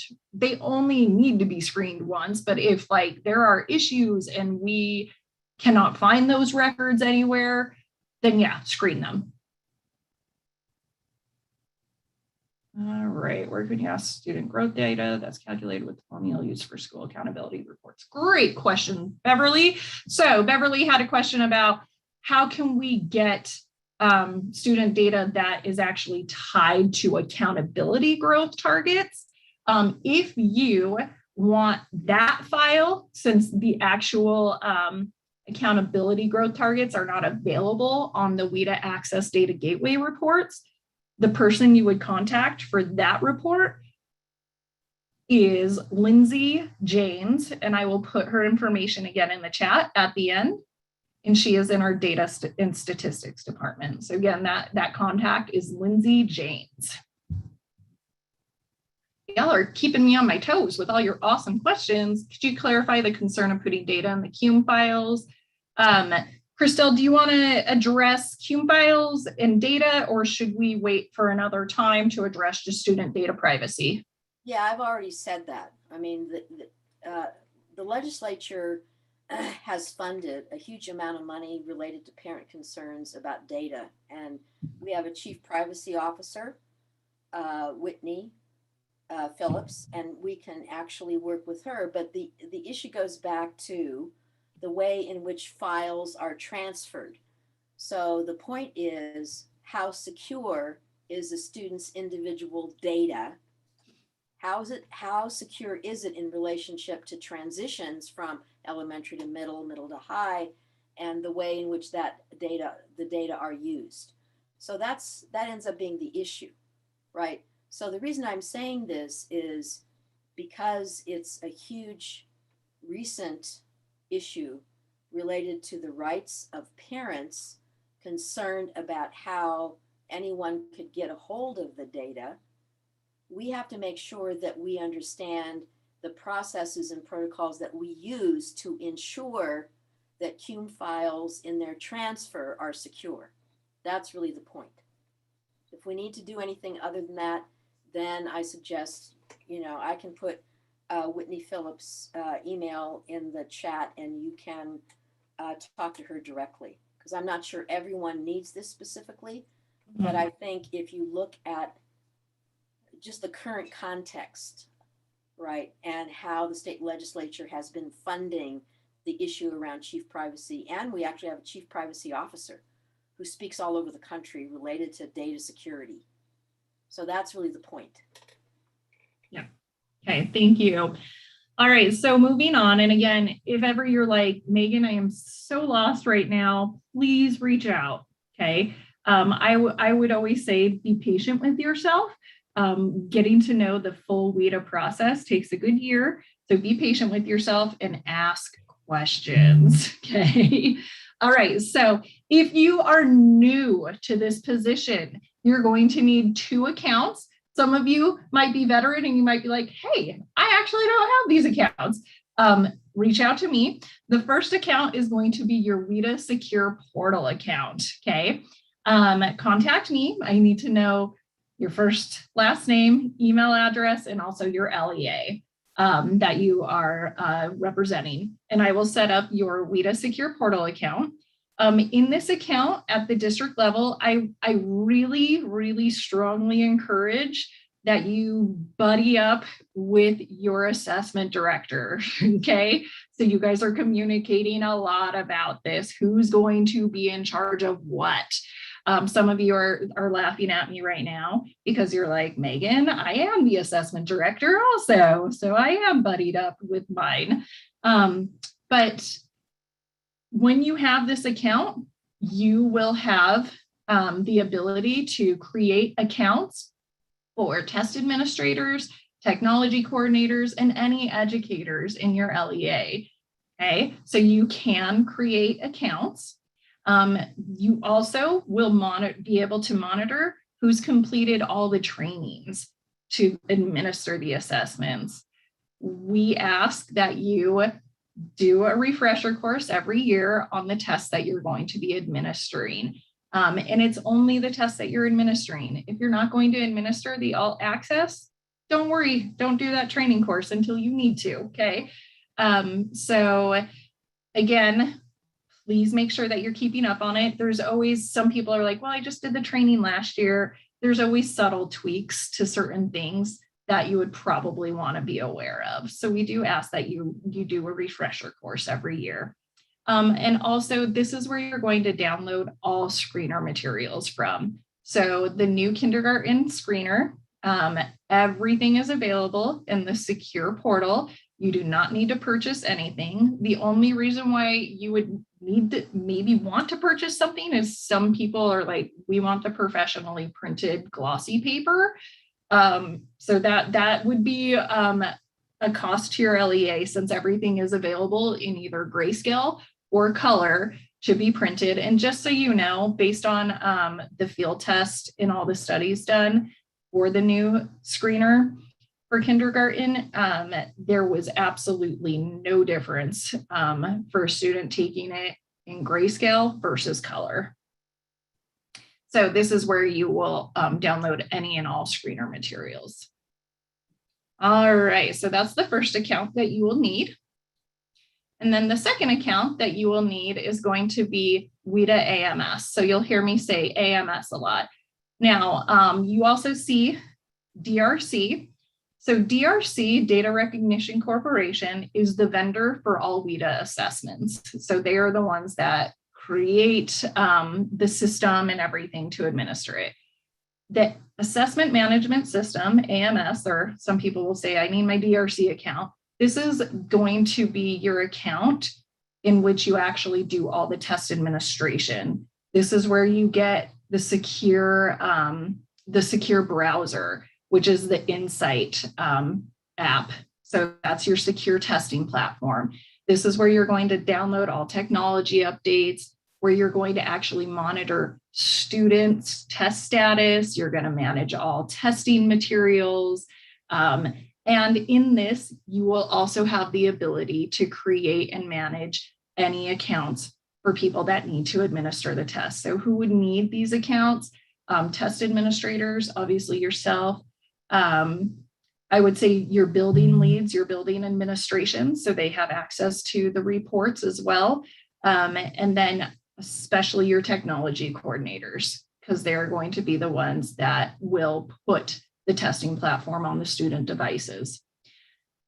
So this one is going to be the second account that you would definitely need. And again, email me if you need this account and I'll be happy to set it up. Again, I need to know your first, last name, and your email address and your LEA. Would I be able to create student screening tickets with this account? Yes, this is the one where you will, for the online screener, grades 1 through 12, this is where you create student test sessions and their test tickets to take either the screener or access. All right. I don't think I see any other questions on this one. If para educators only facilitate the online screener, do they need to complete the writing and speaking certifications? Nope, you only need to take the trainings for the test portion even that you're administering. Great questions. Absolutely happy to answer the questions. All right, so what are some other responsibilities and dates to be aware of? On this slide, you can actually see that screenshot of our WIDA website and the Utah page on WIDA website. So again, become familiar with that checklist for administering assessments, that ID and placement guidance, and then of course, all the different test administration manuals. One thing that you definitely want to be aware of is we do a one-time Utrecht upload. So all students that have been identified as an EL in the state of Utah that are marked appropriately in your SIS, we will do a one-time upload for you. So you don't have to worry about entering all these students into AMS. We do a one-time upload and we put all of that student information into AMS for you for access testing. We do not do it for screener. So because we can't keep track of students enrolling, what their home language surveys say, who needs to be screened, who doesn't. So any students that need to be screened using AMS, so grades 1st in the 2nd semester through 12, you would have to manually put that information in for those students. But for access testing, we at the state do. So when does that take place? It takes place normally, I would say, later October this year. Okay, it sometimes happens mid. Once I have that exact date, I will let you all know. Melissa Preziosi, our data specialist in assessment, she is the one who does this. She will pull all the information from your SIS and then have it uploaded into AMS. Now, we do realize that that's going to take place in late October, and that by the time access testing comes around in January, guess what? Enrollments change. Kids move. When you have changes, if a student has moved, do not worry about that student in AMS. Just pretend they don't exist in there. Okay, we will handle that in data validation at the state level after the fact. So just don't do anything with those students. But if you get a new student that does need to be added, after that point, you will be responsible for adding them into AMS. So what are the implications here? That means by mid to late October, you need to have your students identified that are EL, okay? And you need to mark those appropriately in your SIS. Every SIS is different. Some are Power School, some are Aspire, some are, oh gosh, Skyward, right? If you're not sure how to mark those appropriately, I would talk to your specific SIS help desk. And then of course you will, if you have questions to say, hey, is this showing up right in Utrecht as well, you can contact Melissa Preziosi for that help, okay? Another date to know, and this is where you're gonna have to really make sure you're talking to your assessment director, is LEAs conduct a data validation after testing. The dates are on there highlighted, okay? That's a 2-week period where you get to go in and you get to make sure that all that student information in there is correct, so you get the most accurate score reports possible. So sometimes we see students are duplicated, right? We need to make sure that that becomes one student, or do not score codes. If a student is not testing for one reason or another, right, that you have do not score codes entered correctly after the fact, okay?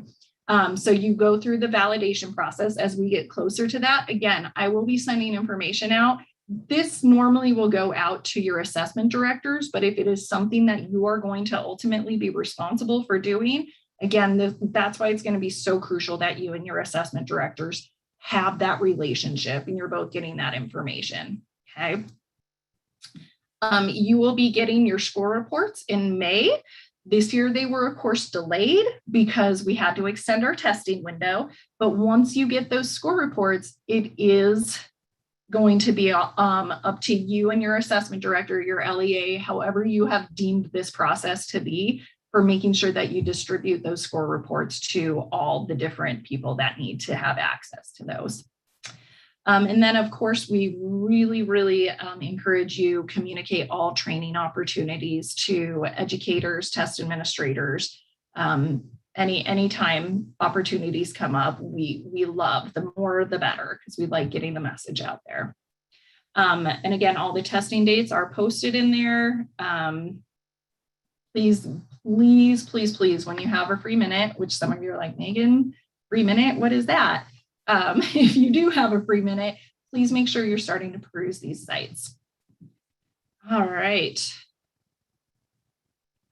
So really quickly, this next portion is going to now just be like a current update that I would be giving. So that was for newbies and a refresher as your role as ALS directors. One question that did come up, so students can opt out of services. They cannot opt out of the access test, the annual access test. So you will note that a couple years ago, the WIDA access test was taken off the parental testing exclusion, or more popularly called the opt-out form. The reason why it was taken out is because having it on there basically put the state in a position of being in direct contradiction to federal law. These tests are directly tied to a student's civil rights, like Christelle said earlier. If you ever need any guidance or help or talking points on how to have these conversations with parents, please reach out to myself and Michelle and Christelle. Ultimately, do parents have a right to opt their students out? Yes. Okay. We just cannot provide a form where parents can just sign it away, though, because a parent could always come back and say, I didn't know what I was signing, right? So if a parent is going to say, there is no way my student is ever taking this test, and they have the right to do that, then you're going to have to document. It's not going to be something that you can just say, oh, well, here's a form, sign away, right? Again, they could say, I didn't know what I was signing. So most of the time, once you have these pretty sensitive, crucial conversations with parents, they end up realizing the implications, right? And then they ultimately don't opt them out, because a couple of really good talking points would be, hey, this test is directly tied to your student's civil rights. This is you as a parent, this is your record to prove that we, the school, are providing equitable access to your students' education, and that we're doing our job and making sure that there is zero discrimination happening here, right? And without this test, you don't have that proof, right, that their civil rights are being met. And then also, though, the great thing about this, which Christelle talked about earlier, is the syllabi literacy. Being able to take this test shows the assets your student has in being multilingual. This is one of those pieces of evidence for your student to prove that. And that is huge. Once you get that syllabi literacy, right, that gives the student a leg up in applying for jobs, applying for college, right? Like, I have this amazing asset, and this test can help them prove that. So again, if you need help in this process, please talk to us. Last year, we had students, high school, who refused and would not come to the classroom to do the test. What's your advice in this case? You can't force a kid into a classroom, right? And there's even moments where a student will sit, even if their parents are like, you're taking this test, and they support it, they just sit there and don't do anything on the computer. Unheard of, right? No student's ever done that. in those cases, that's where you're going to mark do not score, refuse to test. And if you encounter that situation, again, please talk to me and I can help guide you through what to do in actual AMS for what to mark. But then as far as documenting, again, you can't just have, here's a form, sign them out of the test, right? Documenting means we've had these conversations with parents, right? You're documenting when these conversations are taking place, emails, phone calls, everything, of saying that the parent is very aware of the, the civil rights implications attached to this test and that they are aware and knew, right? And so sometimes, you got to make sure you have translators if those are needed, and right, ultimately just documenting the entire process of the parents still, saying absolutely not. I also think that parents just need reassurance. Like we have been living in some pretty scary, uncertain times, and we've seen in the news where parents, their students' immigrant status or citizenship status has been used against them quite illegally, and where parents were rounded up by ICE at schools. Like, that is a scary thing. Reassuring parents that absolutely in no way can any of this information ever be shared, first of all, with anyone, but second, be used to determine immigrant status or citizenship status is so illegal. This is highly, highly secure information. We will never, ever share that. Privacy is number one for our students, right? So I think sometimes those reassurances need to take place as well. All right, I don't see other questions, so let's just get into the regular updates. So screening reminders, okay? We did just go through quite a bit of this. Remember though, at the beginning of the school year, that day, that the amount of time you have is 30 days, okay? So you have, and we say 30 calendar days at the beginning of the school year to get students screened. After that, when students enroll in your school after that, during the school year, you have 10 school days to get that student screened, okay? So, and again, the magic number, 4.9 or lower, they qualify for services. 5.0 or higher, they're considered proficient. They will not need services. So 30 days at the beginning of the year, 30 calendar days at the beginning of the school year, 10 school days during the rest of the year. Again, if you need any paper screeners, please contact me and we will help you get those ordered and paid for. I think we went over most of this, so I'm not going to go over it again. You will have the slides though. One big thing that you're going to see, especially for you newbies that are new to this role, I'm sorry, I don't like that term, newbies. You new professionals as ALS directors, you're going to get an account and in a couple days, it's going to look totally different. They've completely redesigned, WIDA completely redesigned the WIDA secure portal. So officially in a couple days on September 1st, there will be a whole new look to the secure portal. I have seen it and I think it is aesthetically way more appealing, but I think it's more user-friendly because there's actually search options. So you can actually find what you want to find anywhere within the secure portal instead of being like, I'm going to click on this tile and see if I can find what I need to find in there. So do be aware that it's going to have a brand new look in a couple days. And if you have started doing the training for and it's just the screener kindergarten training, you will need to finish it before the 31st, switch over, because that information would be lost, but that only applies to the WIDA screener for kindergarten training course. And Bev says, I played with it too. It is fun. All right. And then all the new manuals and training courses you'll see all those updated manuals and training courses on September 1st as well. Here are our testing dates. Again, this is on a couple of different websites. Please do know that we do have our test material ordering. You do not need to order any access test materials.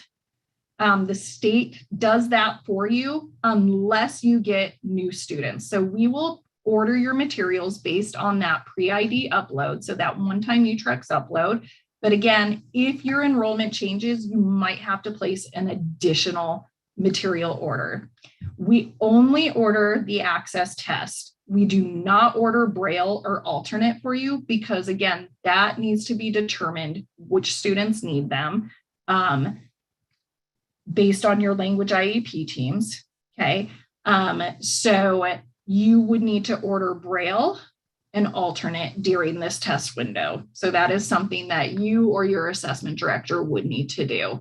And again, the rest of the dates are there for you to see for our access testing this year. Again, pandemic, cross our fingers that nothing changes, but we're going to be flexible if need be. Will all e-learning opportunities remain available? Yes, Bev. There will actually on September 1st be new courses as well available for e-learning.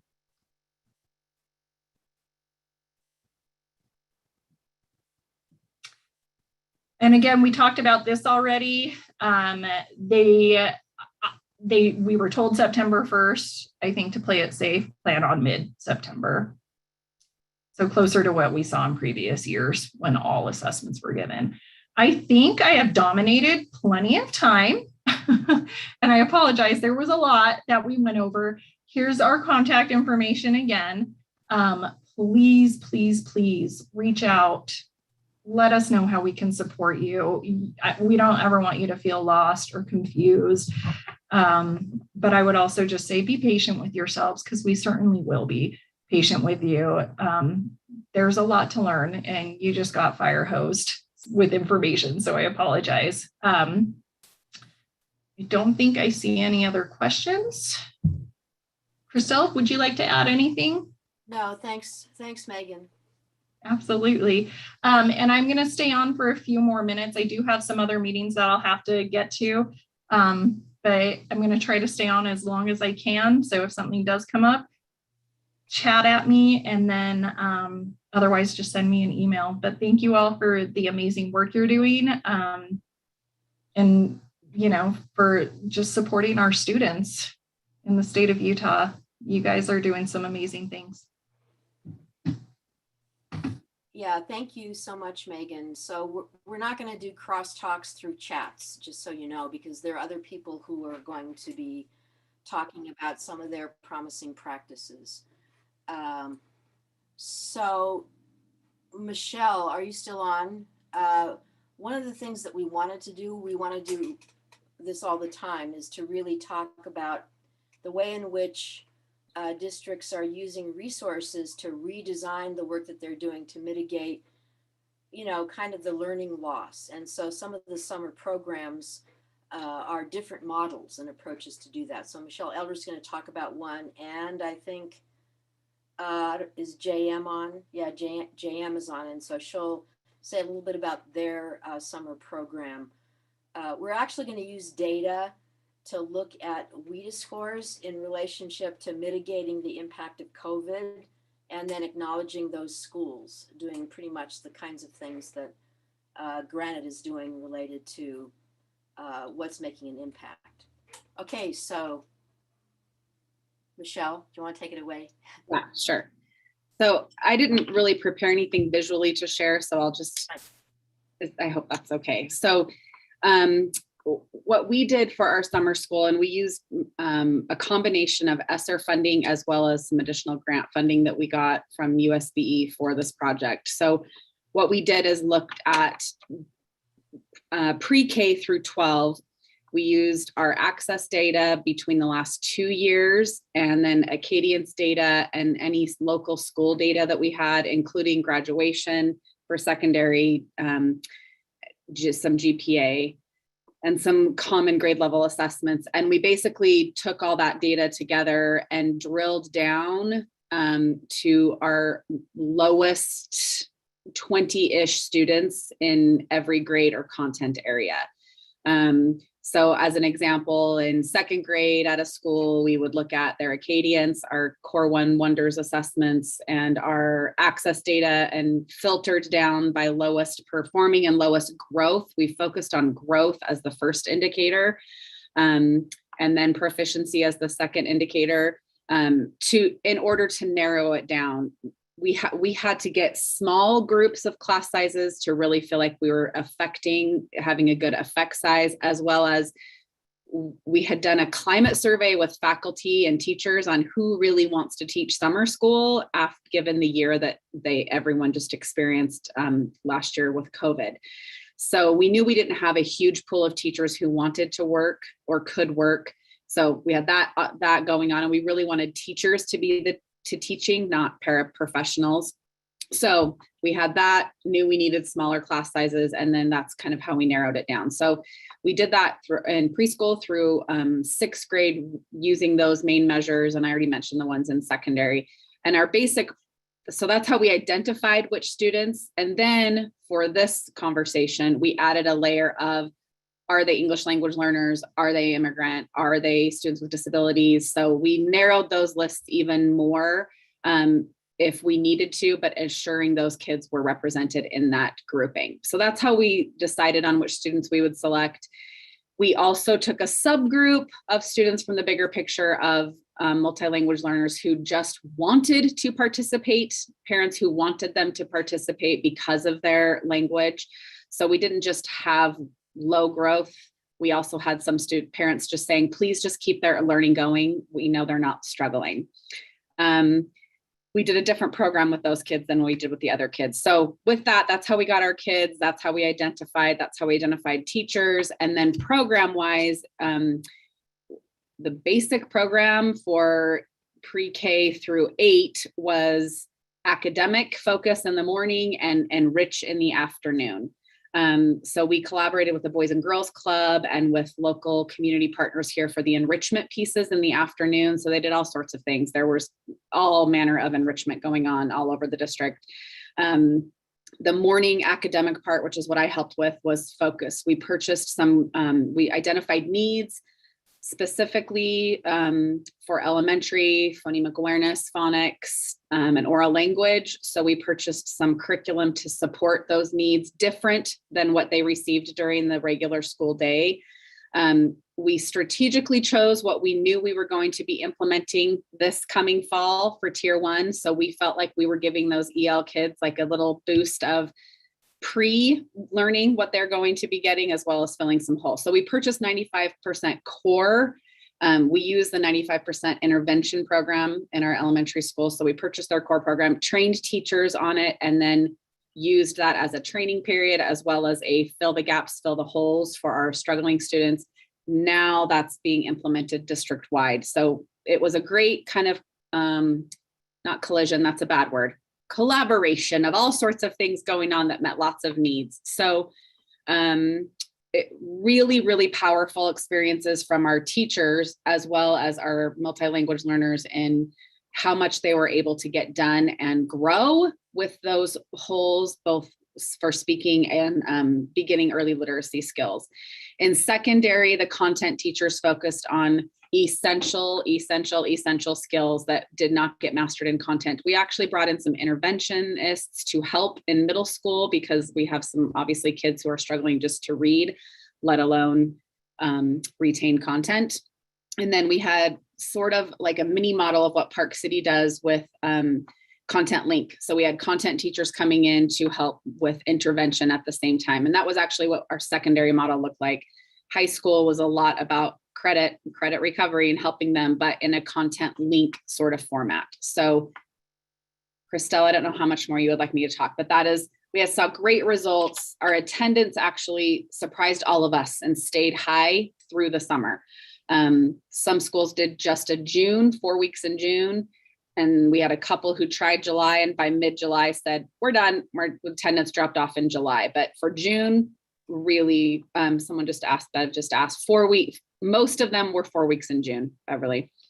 Monday through Thursday, 9 to 2-ish.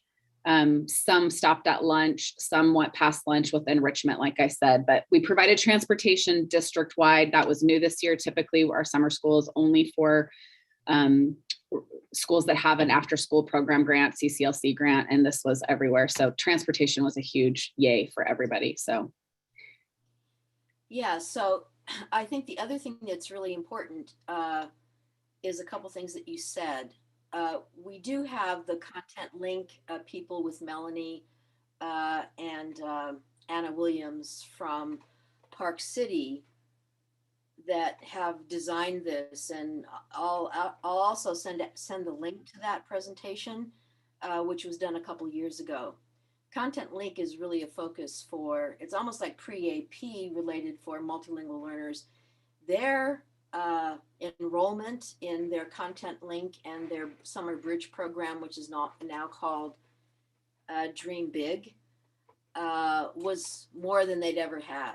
I mean, they had so many students coming to Park City High, which is really exciting. I mean, you know, that's kind of, I mean, I think it goes back to you saying that parents really wanted their students to continue learning. And so people were motivated and kids were motivated to do the summer bridge program that was more personalized. So that's the other aspect I think that's really critical.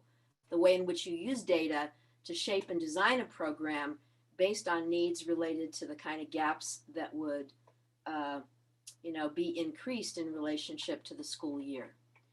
So are there any, and you don't have to put it in the chat, but you can ask any questions of Michelle. And I'll just keep on saying that some of the work that I've seen being done in Utah is the most personalized, the most committed, the most innovative.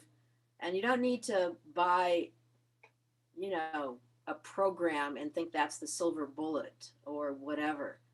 So these are examples of the way in which personalization is actually implemented and results are seen. So any other questions before we go to Ogden?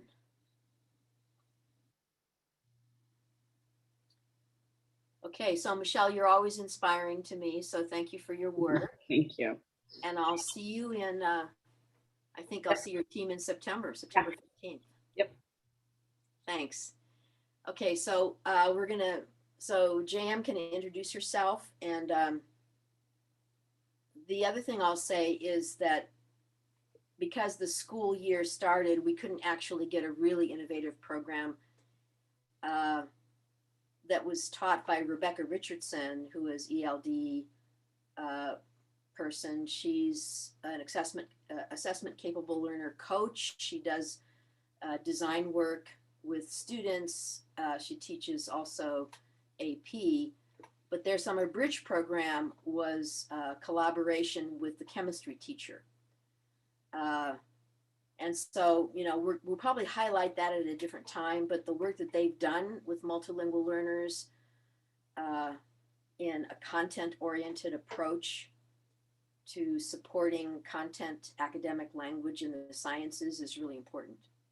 So JM, tell us about, and we had JM on before, and she has a whole session where she provided data and all this, but this is kind of a way that you can understand that people are doing amazing work. So JM, do you want to tell us a little bit about your your summer program? I'd love to. Is there any way I can share my screen? I think so. What does it say? It says host disabled participant screen sharing. Okay, so let me see.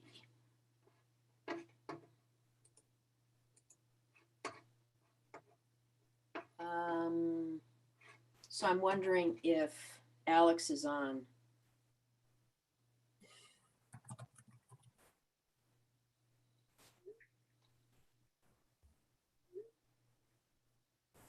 Okay, Christelle, I just shared it with you, so you should be getting it in about 45 seconds. Okay, in the link or on email? On an email, but oh, the link's even better. Let me just do that real quick. Yeah, it'd be great. And then anyone can get it. Hold on just a second. Okay, great. Thanks. That's an idea there. Okay. Hey, Christelle, I think I might have fixed it. See if the option shows up now to share.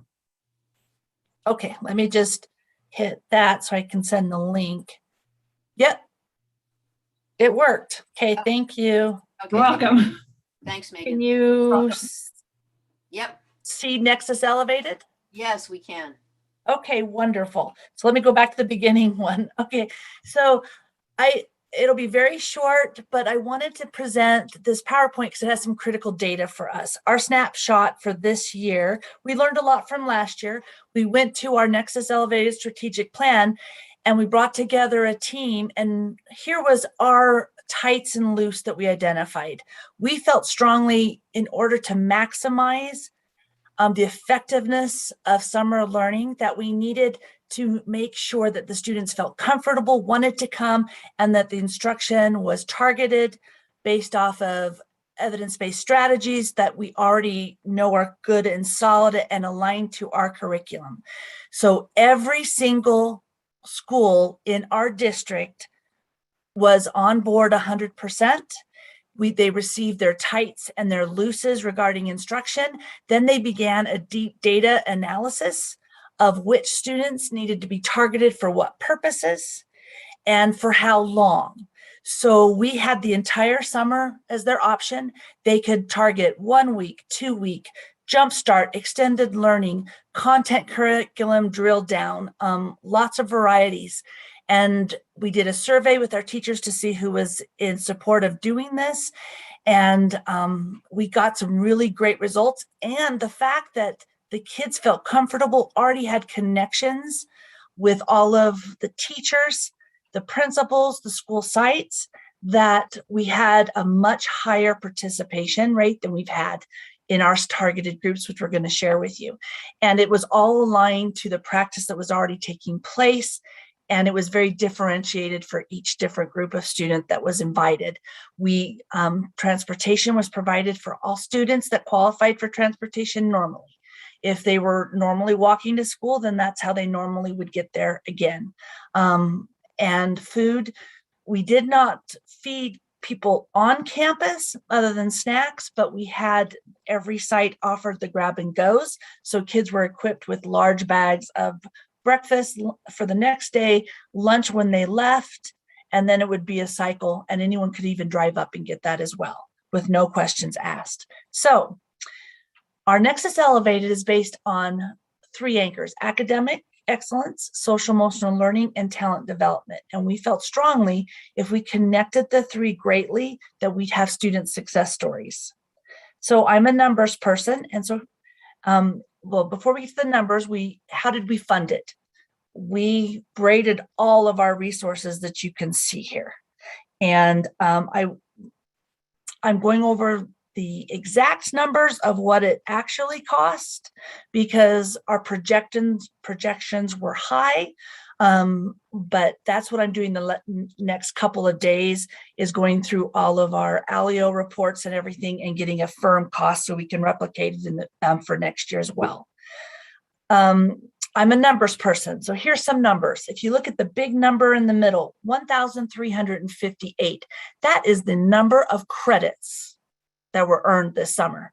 719 credits in our junior highs, 551 in our high schools, 5 in our secure facility at Malin's Peak, 49 brand new first time credit online, and 34 credit by additional students. I need to clarify, for the very first time, we created a data collection system. So we are comparing apples to apples and oranges to oranges. In previous years, it was not precise and it was hard to concretely tell the impact on students and everything, because we did not have this system in place and we relied on people giving us their versions.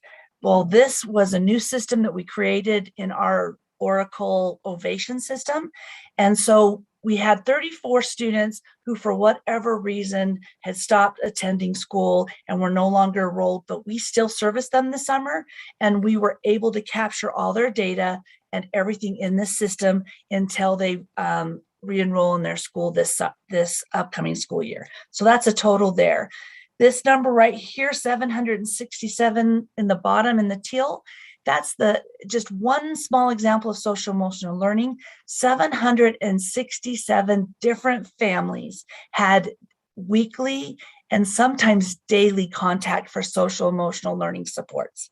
This blue number, a combination of numbers, 186 licensed staff volunteered for this. 108 classified staff volunteered for this work. 20 district-wide behavior specialists were part of this, and 55 nutrition cooks across our district. The number 284 in the far right corner is 284 students participated in our extracurricular fun ramp activities that we also offered. Then the 367, that's the number of different types of programs that were totally offered as an entire district, because it was very differentiated, very targeted, and so there was 367 different types of programs. 7 out of 13. Right now, our elementary sites, we are going, because we have everything we have innovation, when we finish our Acadience testing, we're going to be able to pull out and show that direct result of in our literacy and our math. But right now, they also signed up for and are utilizing a different assessment sources that we use as a district, and they're downloading it into a common form that a common location. They have until the rest of this week. So we have 7 of 13 that have completely updated all their information, and then the rest will be done by Friday. Then I can actually pull out student impact data specifically for elementary like we did for secondary. And then the top numbers, 4,069. That's the number of students that participated in Ogden District this summer. 13,396. As I said, we had 367 different programs, so 13,396 is the number of rostered students, keeping in mind that students could roster for more than one program. And so that's very exciting. Now, here's our next slide that I am really proud of, you guys. In the past, I am going to say even last year when we first attempted district-wide summer bridge focus programming, is that we had a lot of our targeted or underserved populations that we reached out to, but they didn't come. Not this year. This year, our data is solid. The number I'm going to show you is the actual number of students participating. And when I give you the percentages, I went off of the actual number in each of the student groups that were enrolled at the sites before the rollover happened. So these are accurate data. Number of migrant students. So I'm just going to highlight the percentages at the bottom. 42% of our migrant population actively participated in summer learning. 38% of our homeless population. 31% of our Native American. 41% of our MLL and ELL students were targeted and participated, and 43% of our economically disadvantaged. We've never been able to provide this kind of data and evidence that it is working, what we did this summer until now. And I will tell you, it's because of those relationships and those human connections and that comfortability at each site. So as each site, their teams got together, analyzed their data, targeted kids and families, they were meeting with families, meeting with parents, explaining what they wanted them to come to, what program, why they wanted them to participate in it, and the value of it. And because of that, this is what we were very proud of. And I think my last one is just to end with a quote. In Ogden, we believe to improve is to change, and to be perfect is to change often. So do you have any questions for us? That's just a quick highlight. We'll have a more detailed, very specific impact on student learning with literacy, math, all of our elementary, breaking it down by WIDA growth, all of that, once that data starts coming in September and October. Yeah, so what questions do you have? Ogden, Provo, really it's amazing the kind Trying of, to stop sharing, sorry. that's okay, the kind of systematic way in which you can actually go up to the view options thing I'm trying to figure it out. There we go. at the top, view options, and then it'll say stop. It's showing me a different screen is my problem. Oh, up there, I got it. I have two screens going. Thank you, sorry. That's okay. Okay. Okay, so we have some time to just generally ask questions. We don't have two other groups. So one would be the East High, the way in which they combine English language arts and science, which I think would be really important for us to see. And then the Park City dream big because they're all in school, but we could do a special session for that. And we have the initial on our Promising Practices website link for supporting students learning English. We actually do have, you know, that kind of opportunity. But what questions do you have for JM? Do you have any questions? And you can just talk out. Well, Christy Wagner from Weber is saying, wow, impressive participation. Thank you. We were really excited when we saw those numbers. So if there are no questions, I'll just kind of wrap this up. And the whole goal is always to be learners together and to value and make positive commendations related to the work that's being done, because recognition is really important in how we are as a learning community. And so I think this is really important. I think you actually notice this pattern, which is the way in which data are used, multiple sets of data are used to create differentiated programs related to parent and student choice. So it goes back to the way in which we engage families instead of the typical framework that for so long, since, you know, the turn of the 19th century, has been used to shape the way in which we think about schooling. And this is not what we do in Utah. And we have some primary examples about what differentiation looks like and how data are used to not only design programs, but to engage learners and families in a way that's open-hearted, not judgmental, and creates amazing outcomes for students and their families and their communities. So again, I just want to thank all of you for being here. You're an amazing group of human beings, and it's actually my privilege to support you in any way I can. We'll send out the links again to the recordings and the slides.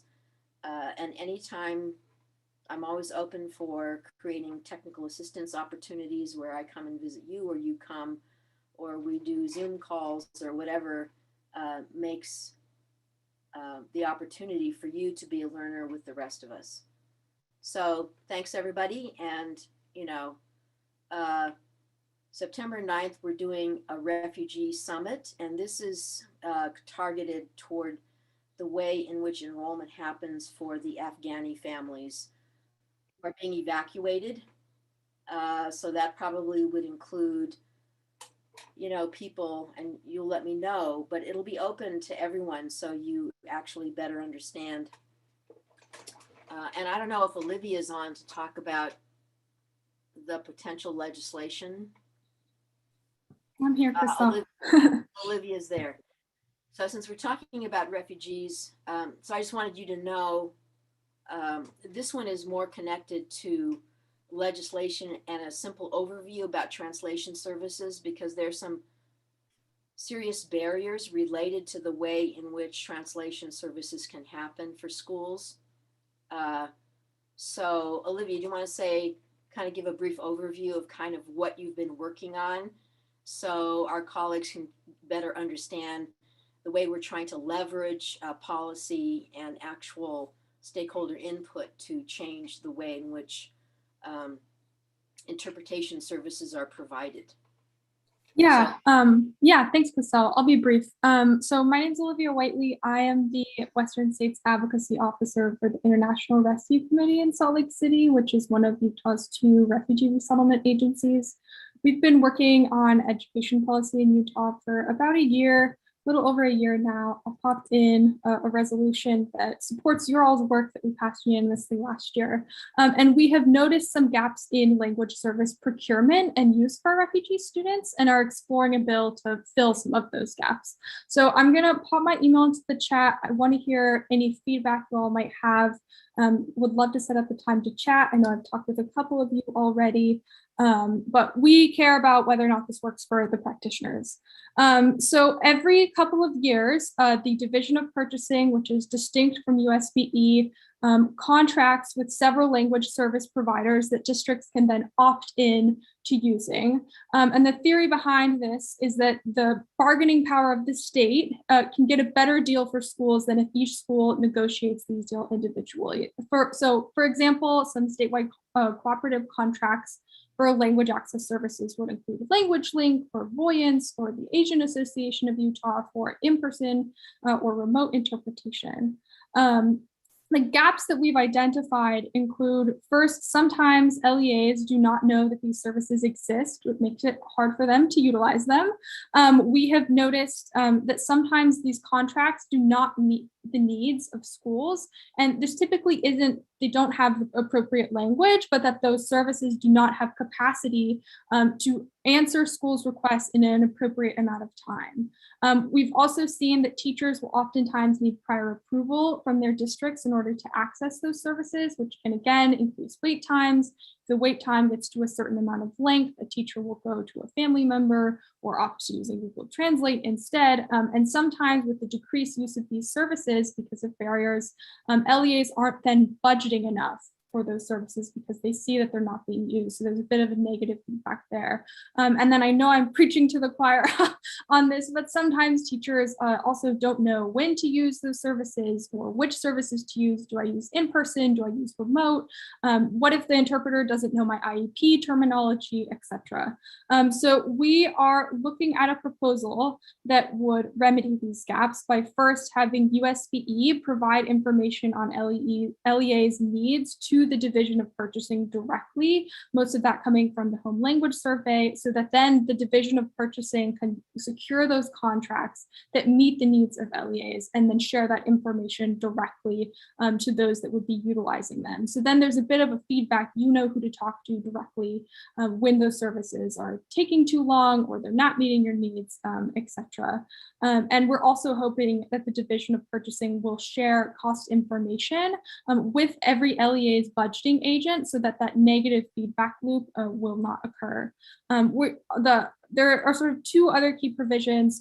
One, that if an LEA uses a statewide cooperative contract, we're playing with the idea of requiring them to allow teachers to have direct access to remote interpretation to decrease wait times, to publicly post information that's given to them about the service for how families can access interpretation or translation. And then including language access services in each LEA's family engagement policy, including some details on what services to use when. So please, if you have any feedback on how that goes, or you've had difficulty accessing a statewide cooperative contract, it's not meeting your needs, you don't know what that is, please talk to me. We'd love to at least hear your feedback and make sure we're meeting your needs, and we can always use more language access champions on the Hill. So thanks, Chriselle. Thanks, Olivia. Olivia is an amazing researcher and collaborator and a valued colleague, and so you should actually take advantage of her expertise. And the more feedback she gets, the better the way in which the legislation can be shaped to meet the needs of families and communities who are multilingual.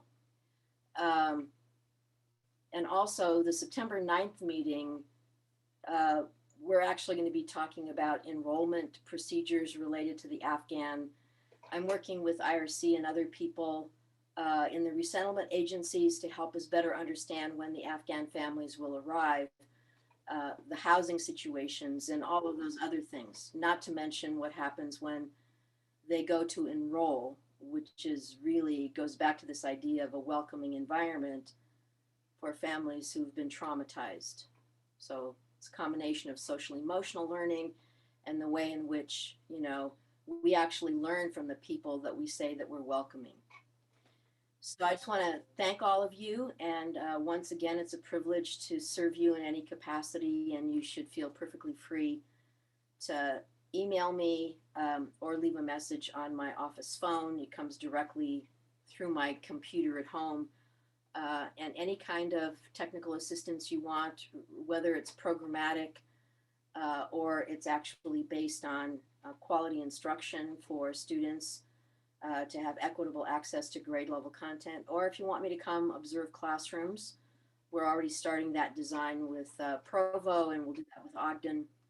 So just know that, you know, learning together is what I'm committed to, and being an advocate for the children of Utah. So thank you so much, and have a really good rest of your day.